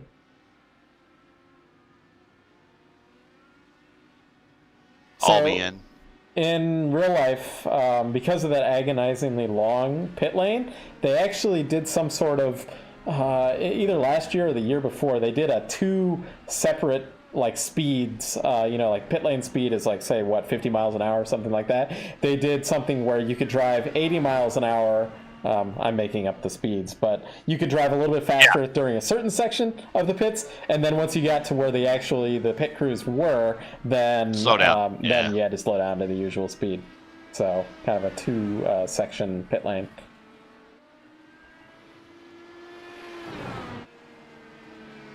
Sanders and Shire 1 and 2. They have not stopped yet. Stayed out. And so Zeller is in P3, and when Gavin and West do stop, he will cycle back around. Yeah, this is going to be interesting. I would think Sanders would pit this time. He got a lap to be by himself, and then maybe Shire will get a lap led here in that Homestead Coffee car. Homestead Coffee is what I'm drinking here tonight. West Shire says he's coming in this lap, and Gavin is coming in this lap. Yeah, about 13, 14 laps. That's all you can do here. Unless you saved a little bit of fuel. Well, we've seen it's possible. Yep. So Dakota DeMade on red tires to Tyler Coogan. We're trying to identify this. He's on the black tires now. So Dakota gonna have a really good run. Whoa! Sanders he almost lost it coming. I'm sorry, he almost lost it on the last turn going down the main stretch. Okay. He got way off, and he almost spun the thing. So Dakota got around Tyler there for the 10th spot, but there's a couple drivers that are pitting like Shire still that Dakota's going to get around.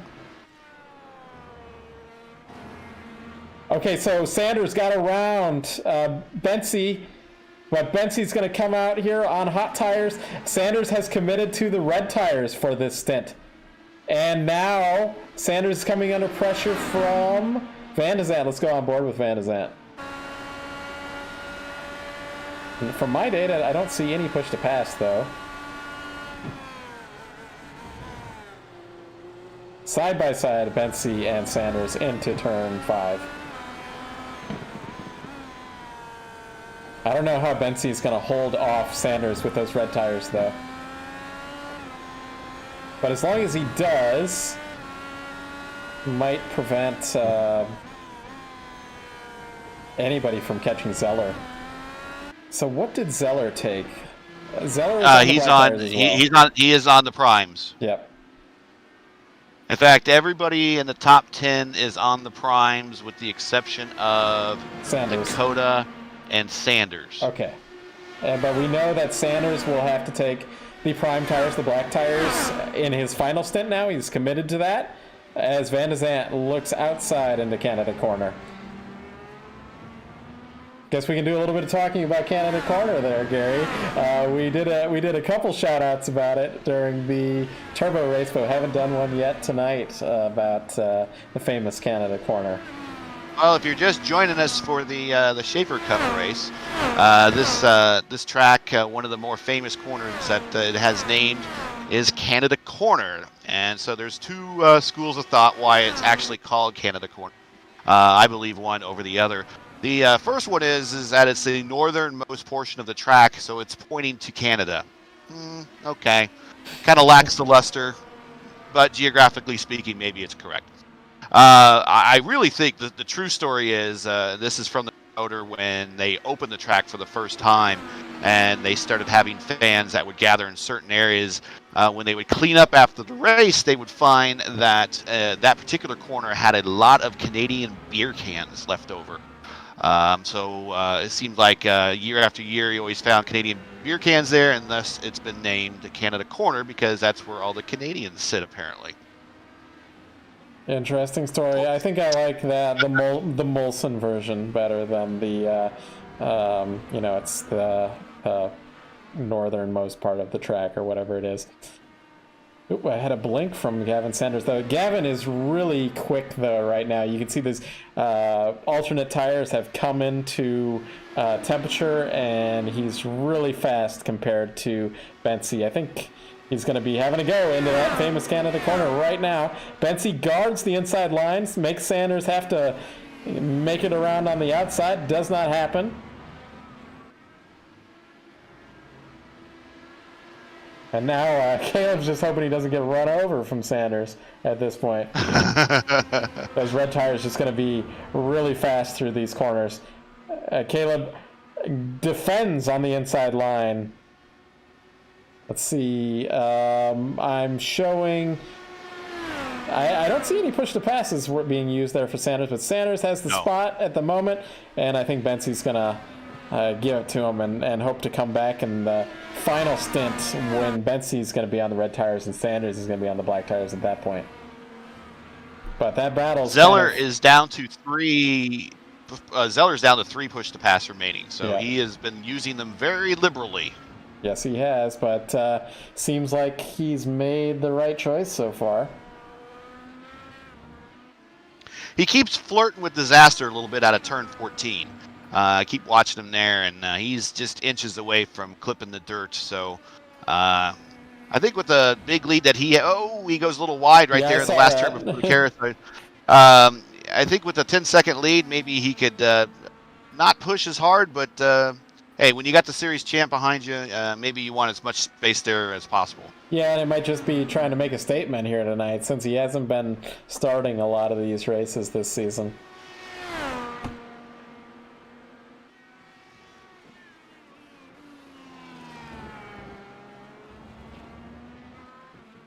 So Sanders is going to set his sights on Zeller up there. Zeller's running pretty quick laps for being on these black tires, though, on those primary tires. Gavin's going to be this is going to be his first lap that he's been only, on these primaries where he hasn't had to pass anybody. So we'll see what he can start to do being on his own.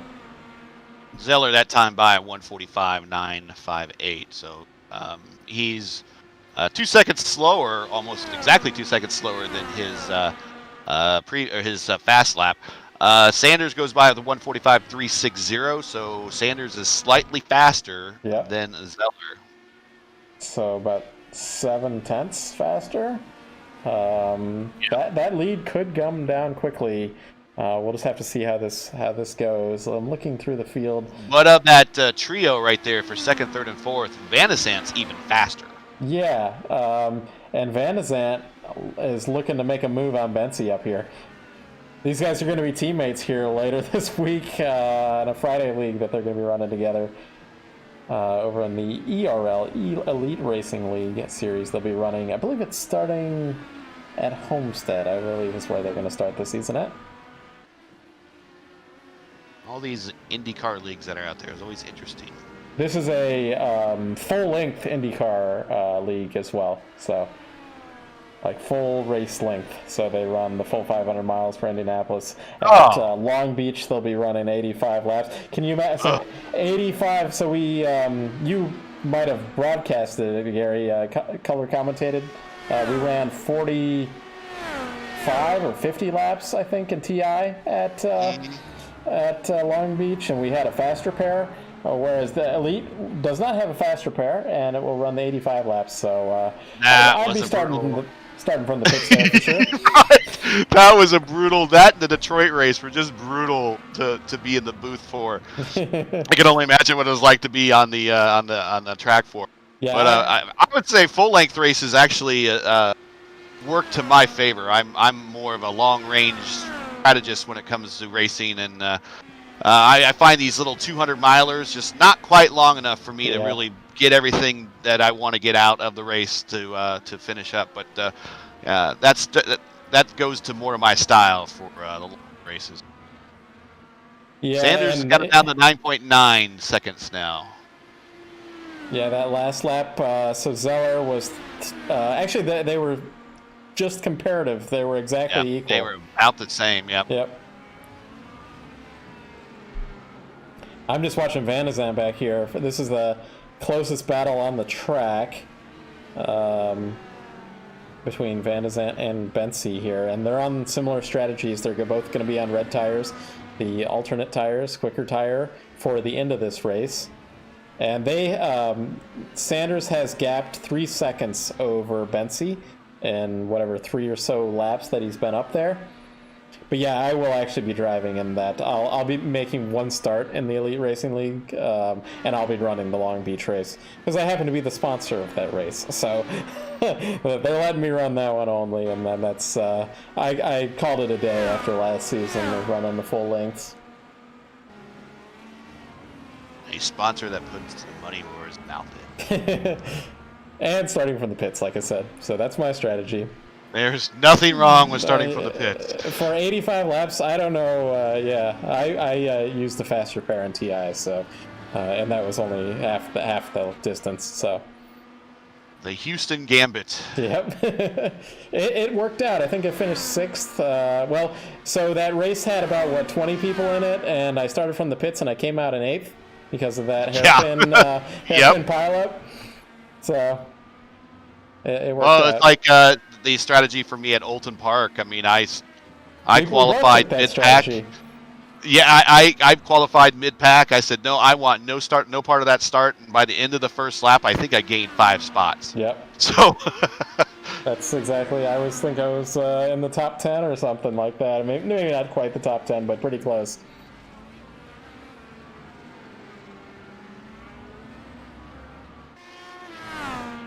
So Dakota back here in P8. We know he's the lead car that's kind of on this double red to the end strategy. He's about 7 seconds back from Blanton. Let's see what strategy Blanton's on. Blanton's on the black tires, the primaries. I think you said everybody's on the primaries other than Sanders in top 10. So. That's correct. Shire, interesting. Shire, he was on the primaries early, and he's opted to go with the primaries for the second stint as well. So, and he is actually faster than Tyler Coogan ahead of him. So, apparently this is working out for him. He's just going to have to pass Tyler. And did we mention about Tyler's livery here for tonight? Yeah, we did. We talked about the Eddie Cheever 1998 winning livery. Yep. Yep. So that's a cool livery, though. I don't think we showed it when you were talking about it on the IR18. When we loaded up into the session, that was kind of the first thing I saw. I was like, hey, somebody's driving the Rachel's potato chip car. On a road course, yes.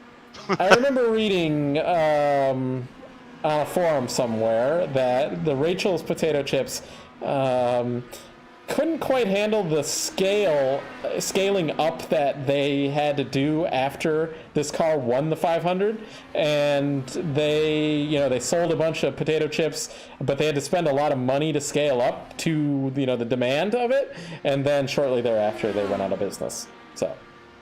Wow, Yeah. Winning the Indy 500 puts you out of business. That was the Wow, story I you would read never anyway. think it makes a driver's career, but kills a sponsor.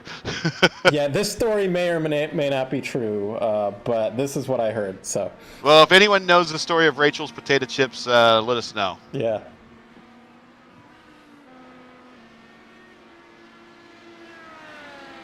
I do remember that he got that sponsor like right at the last minute. I do remember And that being it part of the was story, just for Indianapolis, and during Carb Day, and I think I still had those on Thursdays back then. His car I thought was all white still, so it wasn't until very late until you saw the teal and black livery that eventually won. Yeah, I mean it's a good looking car in my opinion. So Yeah. to come up with that at the last moment, yeah, it's a good looking car. And that was a pretty good finish. Buddy Lazier was on him for about a good 10-lap period before his tires just gave up and he couldn't keep up, and Eddie kind of won going away there. But yeah, that was some good close racing there until tires went off. Yeah, you were talking about Eddie a little bit earlier as we're doing these discussions because we don't quite have this is like one of the closest battles we have on the track, so that's why we can have these discussions about these things. But I did like Eddie Cheever winning that race, and you were going back to people liked that was a popular win by Eddie Cheever there, and maybe people didn't like him as much after he became a color commentator for driver analyst for ABC. But I think the moment that I didn't like him as much is when he was still running the road courses in the IRL in probably about 2006 or so, maybe 2005, and he was kind of just driving around oblivious to what else was happening on the track. And it was actually a young Marco Andretti that he might have been, I don't know if he was leading, it was at Watkins Glen, and he just kind of put Marco into the fence, even though he was getting lapped, I'm pretty sure Eddie was, by Marco at the time. So It's interesting. He's a former Formula One driver. Yeah, but he was, in the twilight of his career. Yeah. We got Zeller coming up to some lap traffic here. We'll have a look at that. Zeller, our leader here. He's running, what do we say his sponsor was? I can't quite read it on the car now. I could read it when it was Race Sim Central? Or? Yeah, Race Sim Central. That was a website that I used to know what it was. Obviously, it's sim racing related, but I don't recall exactly what it was. So, Race Sim Central, yep. There used to be, and apparently it was making a comeback or something. There was a YouTube channel called Inside Sim Racing. I don't know if you've ever heard of it, Gary, but about 10 years ago, that used to be kind of the place to go for all this sim racing news, and one of the early YouTube channels for all this kind of stuff. And that was no longer running, but I heard it might be making a comeback. So that's from that era of like things that were out there. You might remember in IndyCar Racing 2 world, there was something called Sim Cyber World or something like that. Oh, that still exists. That's still out there. Yeah, but is it like an archive website or is it actually the real thing? Whoa. He gets by that lap traffic there. Who was he trying to get by? Lusher. Okay. Lusher had to go wide into the kitty litter for that one, but he's still I'm in the not grass. sure. But I do know Sim Cyber World is still out there. You can get some. There's still some people out there that play IndyCar Racing 2 and have some emulators, because you kind of gotta step your computer down a little bit to get it to run. Yeah, now. you gotta run on the DOS box. That's what you gotta do. So I'm looking at Lusher here. Lusher, unfortunately, he impacted the wall after that into the kitty litter. He went into the grass, and then the car jutted across the track. So tough break for him. That's one of those things that you kind of just wish. Yeah, you know the leader's coming. You wanted to get out of the way, and it just kind of throws you off a little bit. That's probably one of those that you just pull it off to the side and almost come to a complete stop, let him go, and then pick back up your pace and your rhythm. I'm sure that he didn't want that to happen. It's happened to me before. So Van de Zandt is about a half second back from Bensi, and I think that Sanders' tires might have gone off, or he's having some issues with lap cars, because he was up to maybe 3 or 4 seconds ahead of Bensi, and now it's down to 2 seconds, and Van de Zandt's only 3 tenths back, so he might be setting up for something here. If he's going to use a push-to-pass or something, I don't know. I'm not seeing any information about a push-to-pass, though. We could actually be coming up on pit stops now. About 12 laps to go, so anytime they pit, they can make it to the end of the race.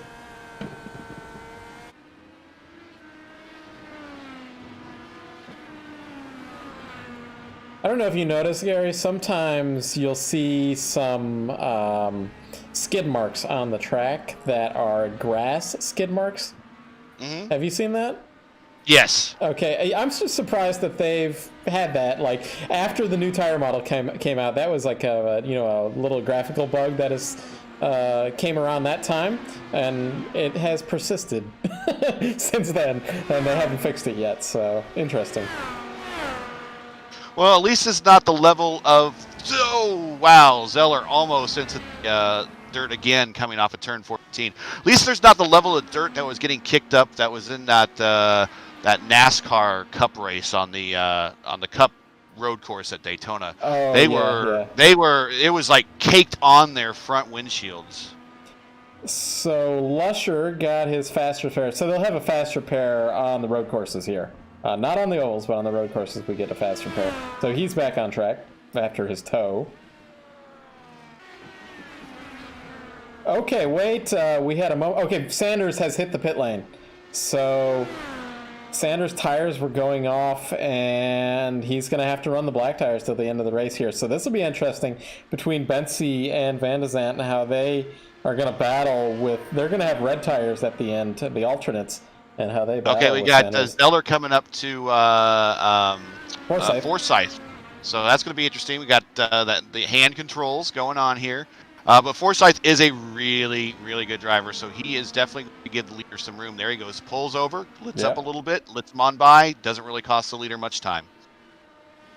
Yeah, I mean, for having those hand controls, I'd say he's pretty competitive here. I'd be, I don't think, yeah, I'd probably be in the wall by now. I'd probably be better with a keyboard than running a wheel with hand controls for the throttle. You know what? I think can people actually use an Xbox controller? They or something can. like that So in this game? interesting thing I can talk about that. Jacques Villeneuve is a big Yes! fan of using like a game controller. I don't know his whole story about it, but I know. So actually, early days of iRacing, this is back 2008. He was around running it, but he couldn't quite getting his controller working back then with it. So I know he left it and went over to another sim. But I'm pretty sure these days there might be some drivers out here that do use controllers. You have to be pretty good with it though to be competitive. But there are some people that can do some really fast laps with a controller, but I'd recommend. And I also hear that some people out there can even drive pretty well using the mouse. Yeah. Speaking of that, Van de Zandt is on the pit, so he might be trying the undercut here on Bensi. He tried that earlier, but he switched to the primary tires. Didn't work out from then, but I think it could work out now. And of course, we're going to see Sanders does go by him. Sanders is on the primary tires.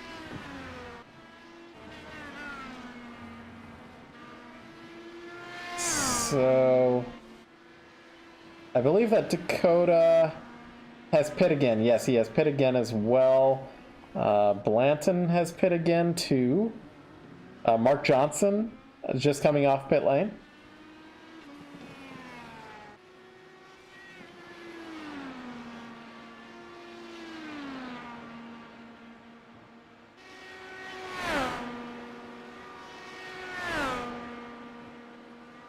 Ten laps to go here. Road America, Elkhart Lake, Wisconsin.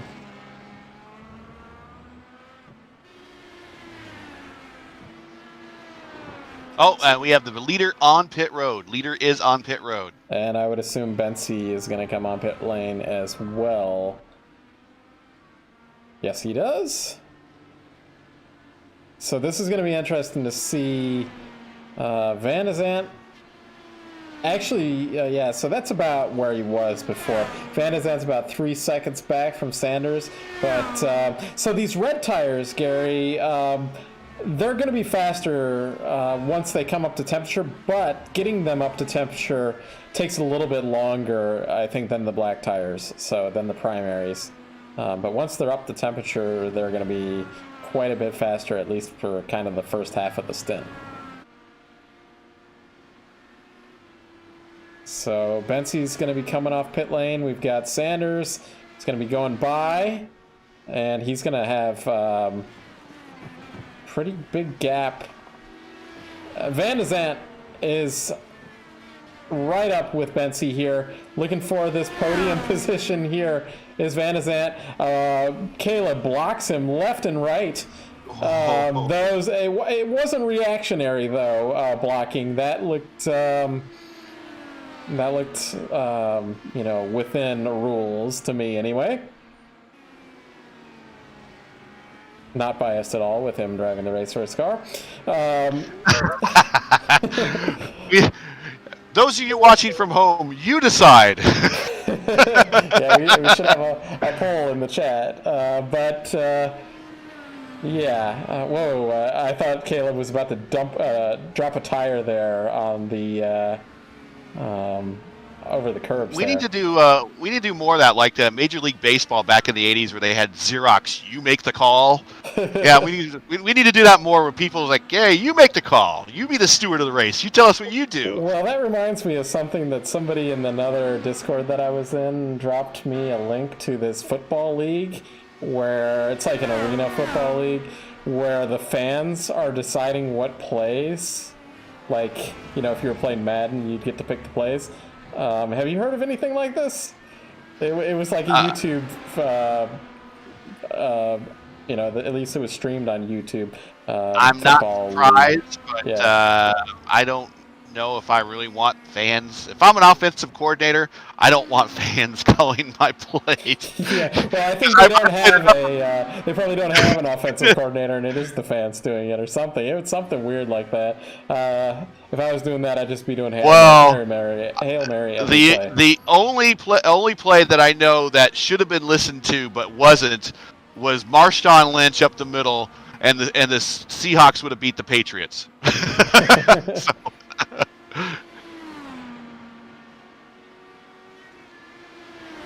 So now we've got Bensi and Van Zandt. They're both exactly on the same strategy. Sanders is about 3.5 seconds up the track. Did you ever play Tecmo Bowl? Yeah, and actually, so I got a comment from Kresge here. So this is right. So I saw this. Johnny Manziel is playing in this league that I'm talking about. So that's where he is these days. So, yeah, but isn't Manziel dating Paul Tracy's daughter? I have no idea. I think he is. Because Paul Tracy was doing a story. He was telling a story about meeting Johnny Football for the first time in his house. I see. In Vegas, probably, right? I can't recall, sure. But there is an auto racing tie in there, folks. Yep. There we go. We brought it back together.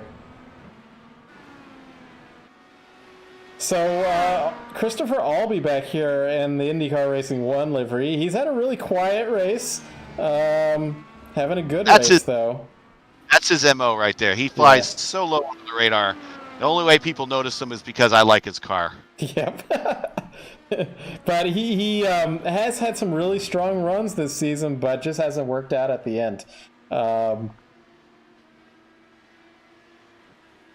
I think Kresge is confirming something about Paul Tracy's daughter and Johnny Football there in the chat. So we've got the Coogan brothers in 9th and 10th. So I think that... So is Tyler... I think they're both on the same strategy of tires at the moment. Hayden Herman goes a lap down. Yep, I see that. He's on the red Zeller tires. is still running around with the last 3 bullets that he hasn't used yet. So he's been conserved now after using 7 in the first third of the race. Yeah, I would say in the first 2 laps. So Bensi has last lap was about 6 to 7 tenths faster than Sanders up there. So with these red tires, Bensi and Van Zandt might catch up to Sanders in the next. We've got about 8 laps to go. I don't know. It's going to be awfully close. Yeah, because right about the time he catches them is about the time that those tires are kind of meet. Like the speed is going to be about the same between the alternates, and the alternates will be used up. And, as Darrell Waltrip likes to say, all the goodies gone from the tires. That's right. Whatever term you like to use. Some people say, "Hey, I got some new skippies." Some people say, "I got some new boots on the car." I just call it tires. Tires. Yep. And it's TIRES, not TYTI. Whatever you decide. Yeah, we can have another vote on that one in the chat if anybody wants to.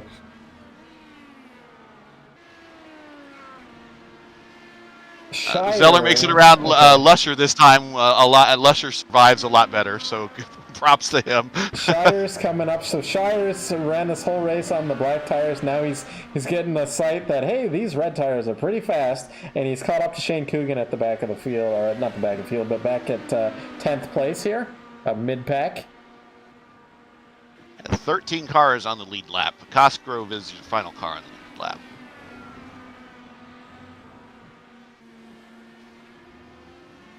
Isidro had he's going off out of turn 1. I was going to say he started 8th and he was back to 12th, and then I switched to him and he was going off the track. Curse. Yeah, but this was before I switched to him. He was already off. Oh, okay. After Curse. Yes, and after Curse. Speaking of Cosgrove, he is up 5 positions. He is on the prime tire right now. Yeah, he must have ran the red tires. Oh, wait a minute. Yeah. Yep, that's what it is. Bensi is about 2 seconds back from Sanders at this point. So those red tires were really working for Bensi. That best lap, Will Zeller currently with a minute 43.978.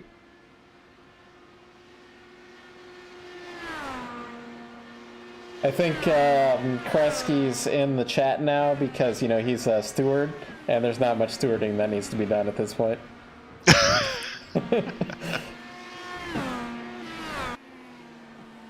But You know how you fix that? Yeah. You know how you fix that? Throw a caution? Schedule less road courses. or throw a caution right now. Throw a caution, yeah. Phantom caution shrinks Yeah. up the field.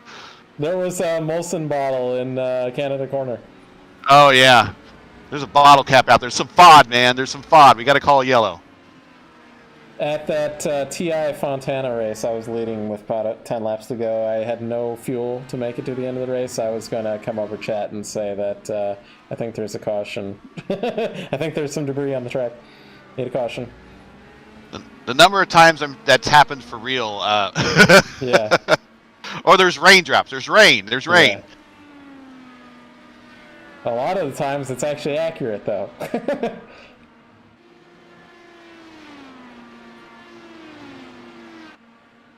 West Shire battling, the Coogan brothers battling side by side. This is into turn 5. Bensie's one and I think that the Cougans might have just ran into each other. They didn't. It was really close. I'm gonna get a replay of that. I think that Shane locked it up to prevent it from happening, and then Shire got around him. So let me get a replay of this. I'm gonna go on board if I can, quick enough. So, rule 1: racing with your brother. Don't wreck your brother. Yeah, it was so close. I don't think there was contact, but I think that Shane had to throw out the boat anchor to not have contact, so Shire got around him.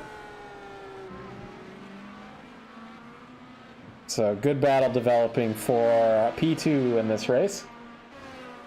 Caleb doesn't need to finish on the podium, although, yeah, I mean, we'll bring him up for the championship. Oh yeah, we got to talk to the champ. Yeah, so regardless of where he finishes here, he's going to be the champ.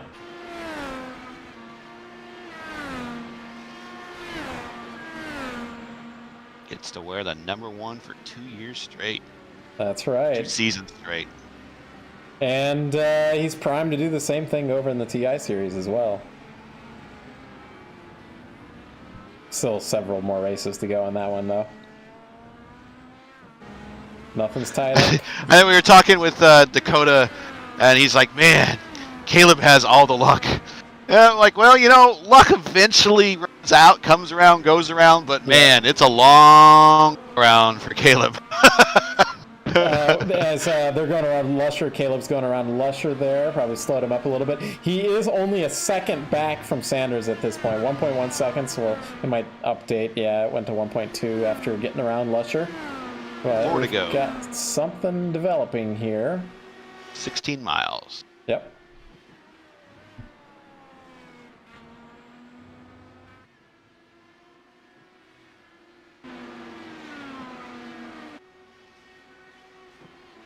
And so Sanders, okay, so push to pass. Van de Zand has 3. Zeller, Sanders, and Bensie all have 2. So pretty much almost the same sort of deal there. Bland has been real conservative. He's got 7 left. We have a Hayden Herman up ahead of Sanders. It's a next lap car for them to get around. Bensie is 0.8 of a second. So he's getting into that slipstream where he's going to get some pretty nice toes on the straightaways here.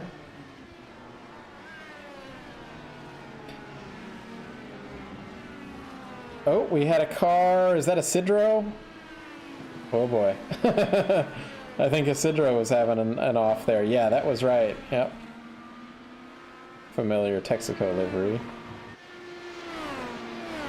So we were talking about that special events league, and when you were talking about getting a tow, kind of remind me.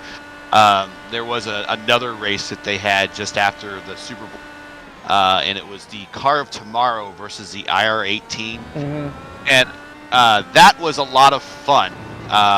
because those car of tomorrow cars can hang with an IR18 pretty much all through the entire straight until you get to the turn. No, Restrictor plate, plate on that. And the draft envelope for those things, I mean, you at more than 2 seconds, you're in their draft if you're in an IndyCar. But it was such a fun race. The only thing that was a little weird is that, unfortunately, when the session was created, all the IndyCar drivers got stuck with the quell setup for the race. Yeah. So we all had to pit immediately to get fuel. So Herman got around, Sanders got around Herman, and then Herman let Bensi go as well. And now Van de Zandt working on him as well, that lapped car. 3 laps to go. Looking through the field if we've got any closer battles. This is the closest battle we've got.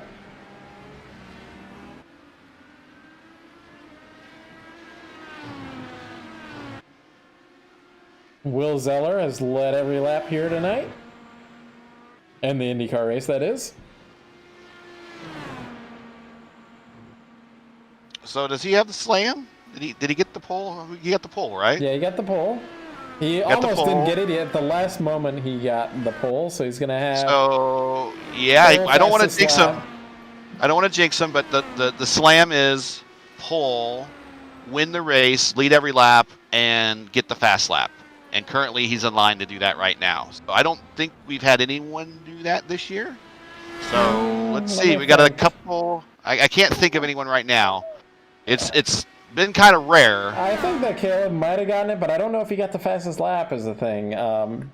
That's not part of the Grand Slam. Yeah, is it? Yeah. It is. Okay. It is part of the slam. You got to get that. Does it pay points? I don't think it pays points in IndyCar to have the fastest lap during the race. Yeah, it pays just to lead a lap. I'm just thinking that. That's what I'm, yeah. It pays in pride. Yes, it does. So this last lap, Sanders was actually faster than Bensi. So again, those tires, as I was mentioning earlier, the tires might go off on Bensi, the alternate tires, just like right about the time he catches them.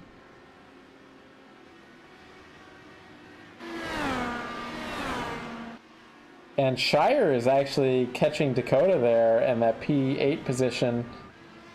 He's about 2 seconds back, but actually, as that updates, a second and a half back, 1.5 seconds. Literally about a second faster per lap.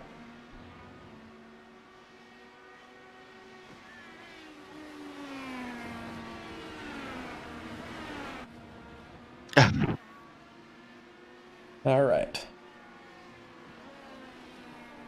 And the gap between Sanders and Bensi, and then Bensi to Alex Van de Zandt is about the same, about 1.5 seconds between those cars. So actually, kind of the most we've had all night. And as Shire, he's gained about a second on DeMade in this last lap. Oh, as he almost locks up, Shire almost locks up his rear white brake flag. set. Well, Zellers got this one. And I did see, I watched him on that final corner a couple times, and as you were mentioning earlier, he really goes wide on that one. Yeah. You don't want to drop a tire there, though. Yeah, you do not want to drop a tire. Kind of flirting with it. The level of adhesion of dirt and grass. Yeah. Certainly not as good as asphalt. It's more like an iRacing to me. It's more like ice. So. Right. At least with the new tire model on these Indy cars. The old tire model you could drive. Oh, he goes off there. They're off right before he's back on. Yeah, but he was off where Lusher went off, and then gassed it on the ice is what I'm going to call it, and then that just made his car veer off to the left, and you can't afford to do it. Just bring her home, man. Just bring it home. He's making it exciting for us, though, keeping us on the edge of our seat.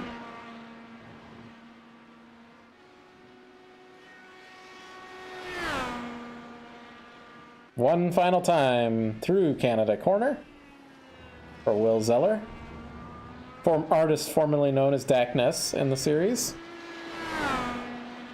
Back when you guys all raced as your Reddit aliases. That's right. Turn 14. Gives himself a little extra room. That time. Got this. And he wins here at Road America. I'd have to go look at the record books, but I'm pretty sure he won Season 1 here as well, but I'm not 100% sure. I'll have to ask him.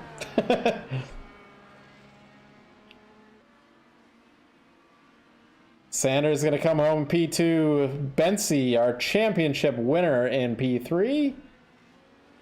Van de Zandt in P4. Albee still coming through turn 14. And I don't think anyone's going to go faster than 143.978 for Zeller. So he's pretty much clinched that as well. I think if he led every lap, if that's the case, he got the slam. And Shane looks like he got back around. I think Tyler had an off or something because Shane is 20 seconds ahead. As Shire, Shane went off again in that final corner, and Dakota's going to hold off Shire for that P8 position as well.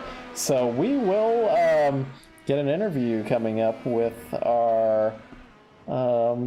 Should we go to our championship winner first, Gary, or should we talk to our winner? Let's get the race winner first, and we'll save the champ for last there. Okay. All right. So give us a moment. We'll be right back.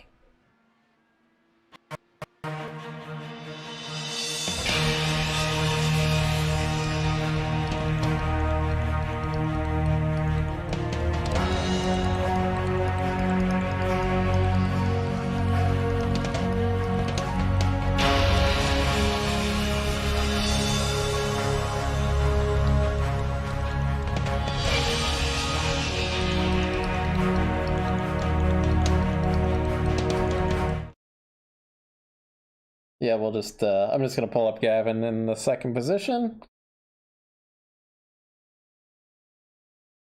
Hey, Gavin, this is Matt and Gary up here in the booth. You got P2 here tonight.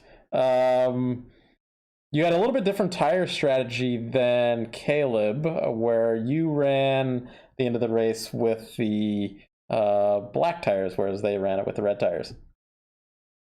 Yeah, that was a very, very intense race. Definitely with the strategy. Thank you to one of my teammates, IRL, Justin, for running the strategy tonight. Definitely helped me kind of stay on top of it with a two-stop. But we were kind of looking at tire temps and looking at what we could do in practice, and we kind of realized that going red, red, black instead of red, black, red would maybe be a benefit in the end. So figured why not try, and I guess it worked out. Yeah, I saw Alex pit early, but then he went to the black tires, so there's no way he was going to undercut you, undercut you with the black tires. I don't think so. Good run. Shout out to any sponsors out there. Definitely big shout out to Fat Bastard Burrito and new sponsor on board for this year, Braden Motorsport with Alpine Stars and Stilo. Yeah, other than that, big thanks to Justin for running strategy, and we'll see you next week. Yeah, so next week will be a Gateway final race of the season. Have you driven a lot of Gateway with this new tire model or anything? I have not, but I enjoyed it before with the old tire model, so it should be fun. Okay, well, we'll see you then, and of course we'll see you in the VOR series coming up this weekend as well. Sounds good. We'll see you later. Congrats, man. Yeah. Thank you. All right, talk to you. Bye. All right, we'll get our winner up here.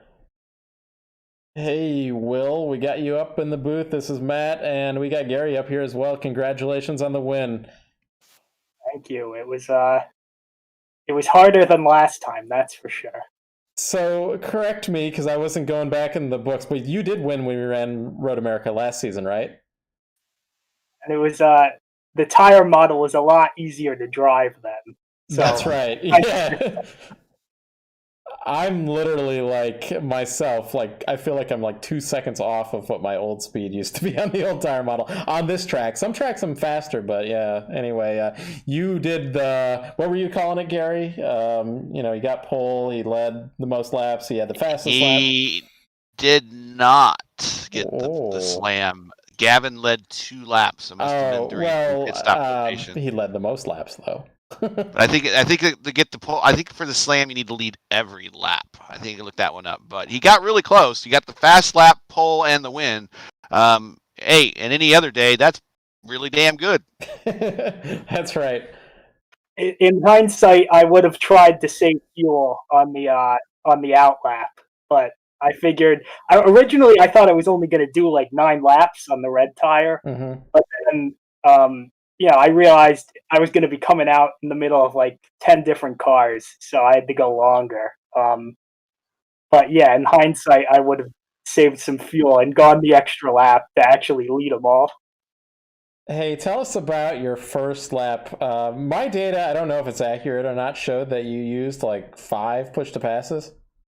I used 5 in the first 2.5 laps. Okay. All right. Yeah, I was looking at it, and you never know if it's actually accurate or not, what you get a readout of, but it was showing that, yeah, you used a lot of push to pass. So that's an interesting strategy there for you you built that gap really early in the race, and then you were outside of like any drafting toe kind of position. Yeah, that was the goal. I just, I usually race the Radical, and I know when you come to Road America in the Radical, you can go a second lap faster just sitting in someone's draft like 2 inches off their bumper because there's no aero push. Yeah, that's right. I didn't want that to happen because I know the guys on the forums love to complain about towing people like me around. So I figured I'd just break the draft as quickly as possible, even if it uses all my push to pass, and then I'll just try and manage the gap for the rest of the race. Well, congratulations on your win here. So next week we're going to Gateway. Are you gonna show up for that one there, Will? I have not driven the new tire on an oval yet, so I've got to do a lot of practice if I'm going to show up. Well, there's always the first time, and I will say Gateway is a tough one. It's completely different than how the old tire model used to be. The old tire model, at least with the fixed setup, was nearly flat out. A little bit of lift in turn 1 and 2, but flat out in 3 and 4. It is no longer like that. So should be a really interesting race. Good. And there's a championship fight going on somewhere in here. I didn't want to get involved in any of that. Well, Caleb has secured the championship tonight. So, but for second position, I don't even know who it would be, but probably Alex and maybe Dakota in P2 and P3 in the points. That'll be going to finish that off at Gateway. But yeah, good run there, Will. Any shout outs? Hey, I noticed on your car, Race Sim Central. I was trying to remember what that even was, because that's like some old school website as far as I remembered. Yeah, I started playing Sims like 13 years ago. So hey, I was an R Factor guy myself. So. Yeah. Race Sim Central is like the OG iRacing forum. So I figured if I'm gonna put anything on the car, let it be a bunch of stuff that dates me like extremely poorly. Well, yeah, I mean, I remember I was telling Gary, I was like, I'm pretty sure I remember what that was, and it was a blast from the past. And if that dates him, what does it say about Albi's IndyCar Racing 2 livery? Well, we were talking about, this is before Will's time then, there was a site called Sim Cyber World for IndyCar Racing 2, so apparently still exists, according to Gary. Yeah, still out there. All right, well, good finish there, Will, and we hope to see you next week or possibly next season whenever we see you. Thanks, it was a pleasure. Yep. Take care. Take care. All right, let's bring up the champ. So our champion there, Caleb Bensi for season 2, double champion here, but a good run here tonight, finishing up in the 3rd position. but ultimately you are the champion of this season there, Caleb. I could generally say I completely forgot about that. I was so focused on this race and everything. That was incredibly intense for me. But yeah, that's it's pretty awesome. I mean, this is the first league I did last year and stuff ever, so didn't really know what to expect, and to win it back to back, that's pretty cool. So glad I can get it done early too. Yeah, not like last season where you had to battle Alex into the final at Gateway, where a lot of unknowns going into that track. But you, as somebody else was saying, you're very lucky. But yeah, I think my response to that is a driver creates their own luck for the most part anyway. There's things that are out of their hands, like with a lapped car or something like that. But when it comes to forcing an issue here or there, you drive really smart out there. And so, this is what put you ahead so far early into the season. And you know how to win championships. Yeah, thank you. I mean, even if I didn't have good luck and got taken out twice, I mean, I still have quite a bit of a buffer to, I would think, hold the lead. But so yeah, I mean, it's just picking and choosing your battles, trying to be smart and not make dumb moves that are going to take you out, which you really don't need to do, or you might only get one spot out of it or something. So carry that mentality in every race, and I mean, it paid off. But I mean, tonight's race was a lot of fun. Me, Gavin, and Alex were pretty close on pace. I feel like that first stint, I'd pull away one lap, and then they pull me back in, get a little bit of gap, pull me back in. And I tried to mix things up a little bit because I knew I think they were a little faster than me on the red. So I tried to go black-red and couldn't really keep Gavin close enough to reel him back in there at the end. But it was a lot of fun. I mean, I'm pretty sweaty and worn out right now. But well, champ, let me give you some context because I like to give context. Oh yeah. Back-to-back winners doesn't happen very often in any type of IndyCar racing. The last back-to-back champion, and we're talking IndyCar champion now, is 2010-2011. That was Dario Franchitti. Before him, and if you stay on the IRL side of things, it was 2001-2002 Sam Hornish. Now I'm sure if we go look into the kart world, we'll see Bourdais. But I guess that's the next thing to shoot for is to maybe go for 3 in a row and then maybe take a shot at Bourdais. But 2 in a row, it's very rare indeed. So congrats, and I would definitely soak on that one for a very long. Yeah, I appreciate that. I mean, I know it's a virtual world, but that's some pretty good names to be put alongside, I guess, in that context. But yeah, definitely. I mean, you never know what can happen in these races, so to be up front and stay up front here this season has been a lot of fun. Hey, so are you actually going to show up next week? I don't like Gateway. I will show up, yes. Yeah, but you do own the track, so you can show up. Exactly, yeah. I mean, I'm glad I don't have to go in there, trying to beat someone or anything, because I mean, I'm not a huge fan of that track either. So can just go in there, run the best I can, not really worry about it, and yeah, I think it's a fun track, but there's a lot that can go on that is out of your control on a short oval like that. Iowa's similar. Any short oval is similar, just because you start lapping cars like 15 laps into the race, so a lot of that.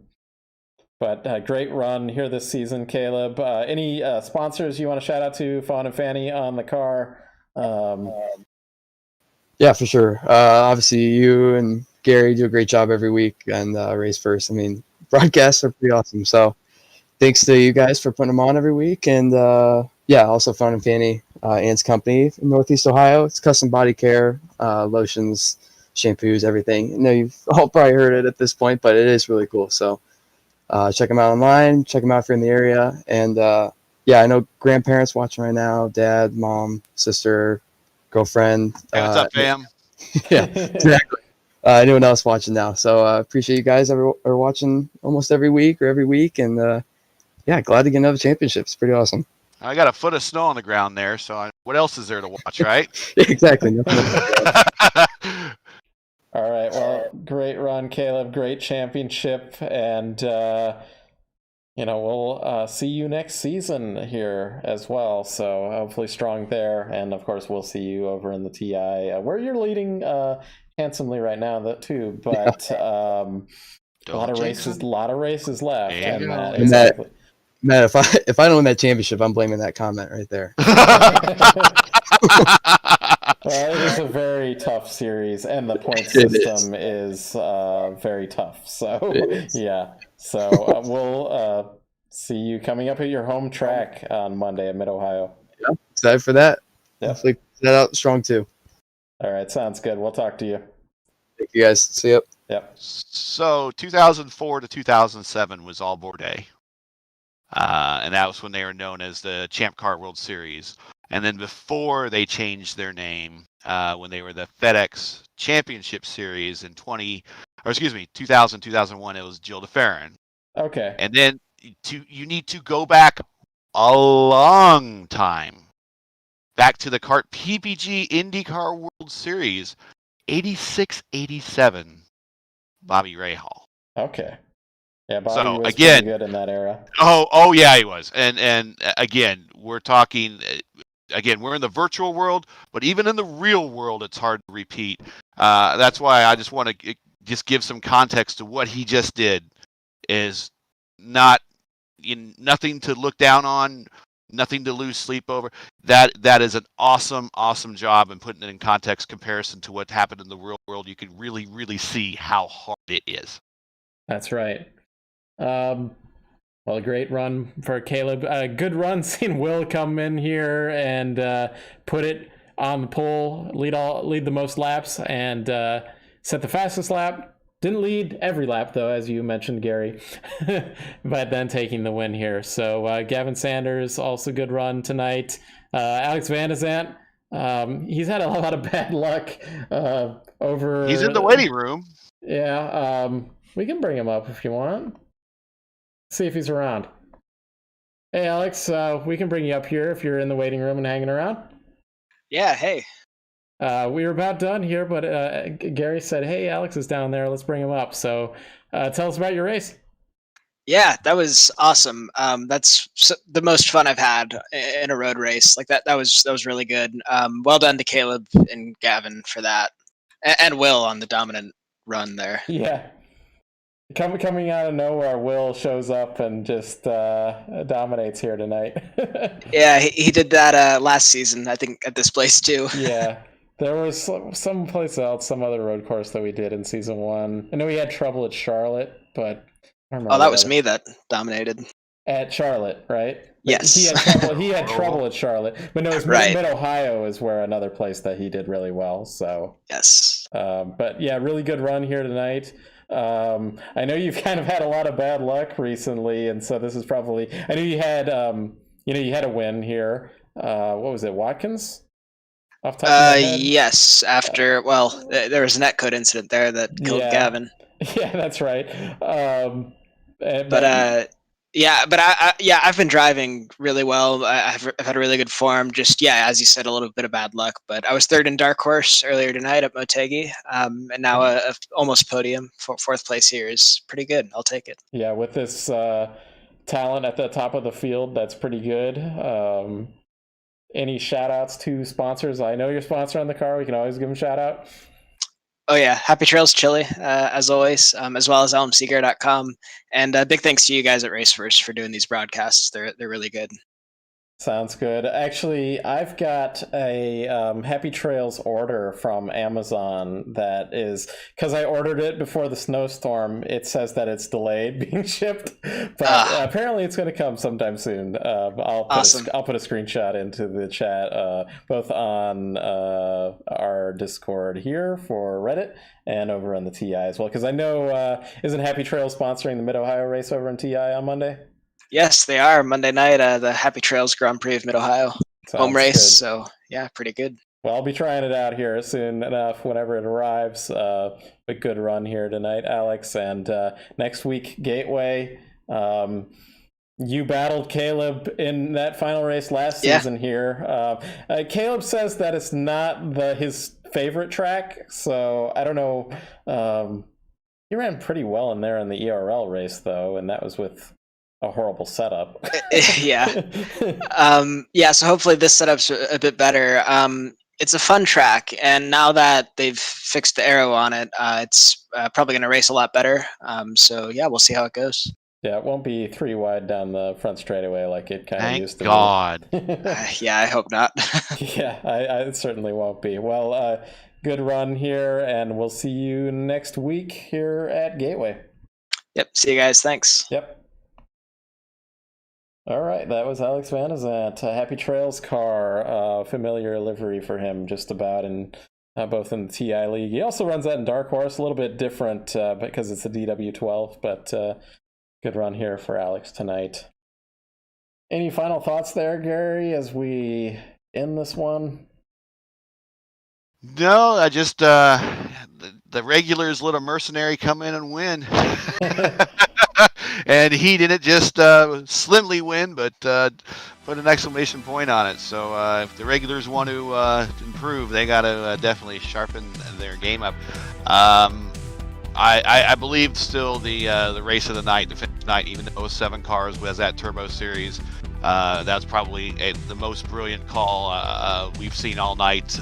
Was going to Watson for that. So it's a mighty hard thing to top that particular strategy call mid race and be able to pull it off. So that's what I'm leaving this evening with, is that as my last impression. But off to the oval, and then that should wrap up this season, right? Yeah, that's right. I'll add a little bit more to that thing that Watson did there. The fact that he made it after, so like, if you go into the race thinking, I'm going to save fuel and make it 20 laps, it's a little bit easier. But the fact that he pulled the switcheroo, as he called it, the Peyton Omaha call, audible, halfway through that race, even 3/5 the way through that race, and still made it to the end. That's an incredible feat by him, and we're going to be lucky to have him and Spates in that championship battle next week in the Turbo Series here. So really looking forward to that one. So we'll see everybody here next week for Gateway. Some people might call it Worldwide Technology Raceway. I call it Gateway. It's Gateway. Yeah. All right. You guys take care. Thanks for watching. Make sure to hit your like button. Hit that. What do they do? Subscribe, hit the bell, get the notifications when we go. Like, share, and subscribe. Yeah. That's right. And follow Raceverse on Twitter if you want to, or Facebook or Instagram, whatever your flavor of social media out there. All right, take care, guys. Thanks, Schaeffer.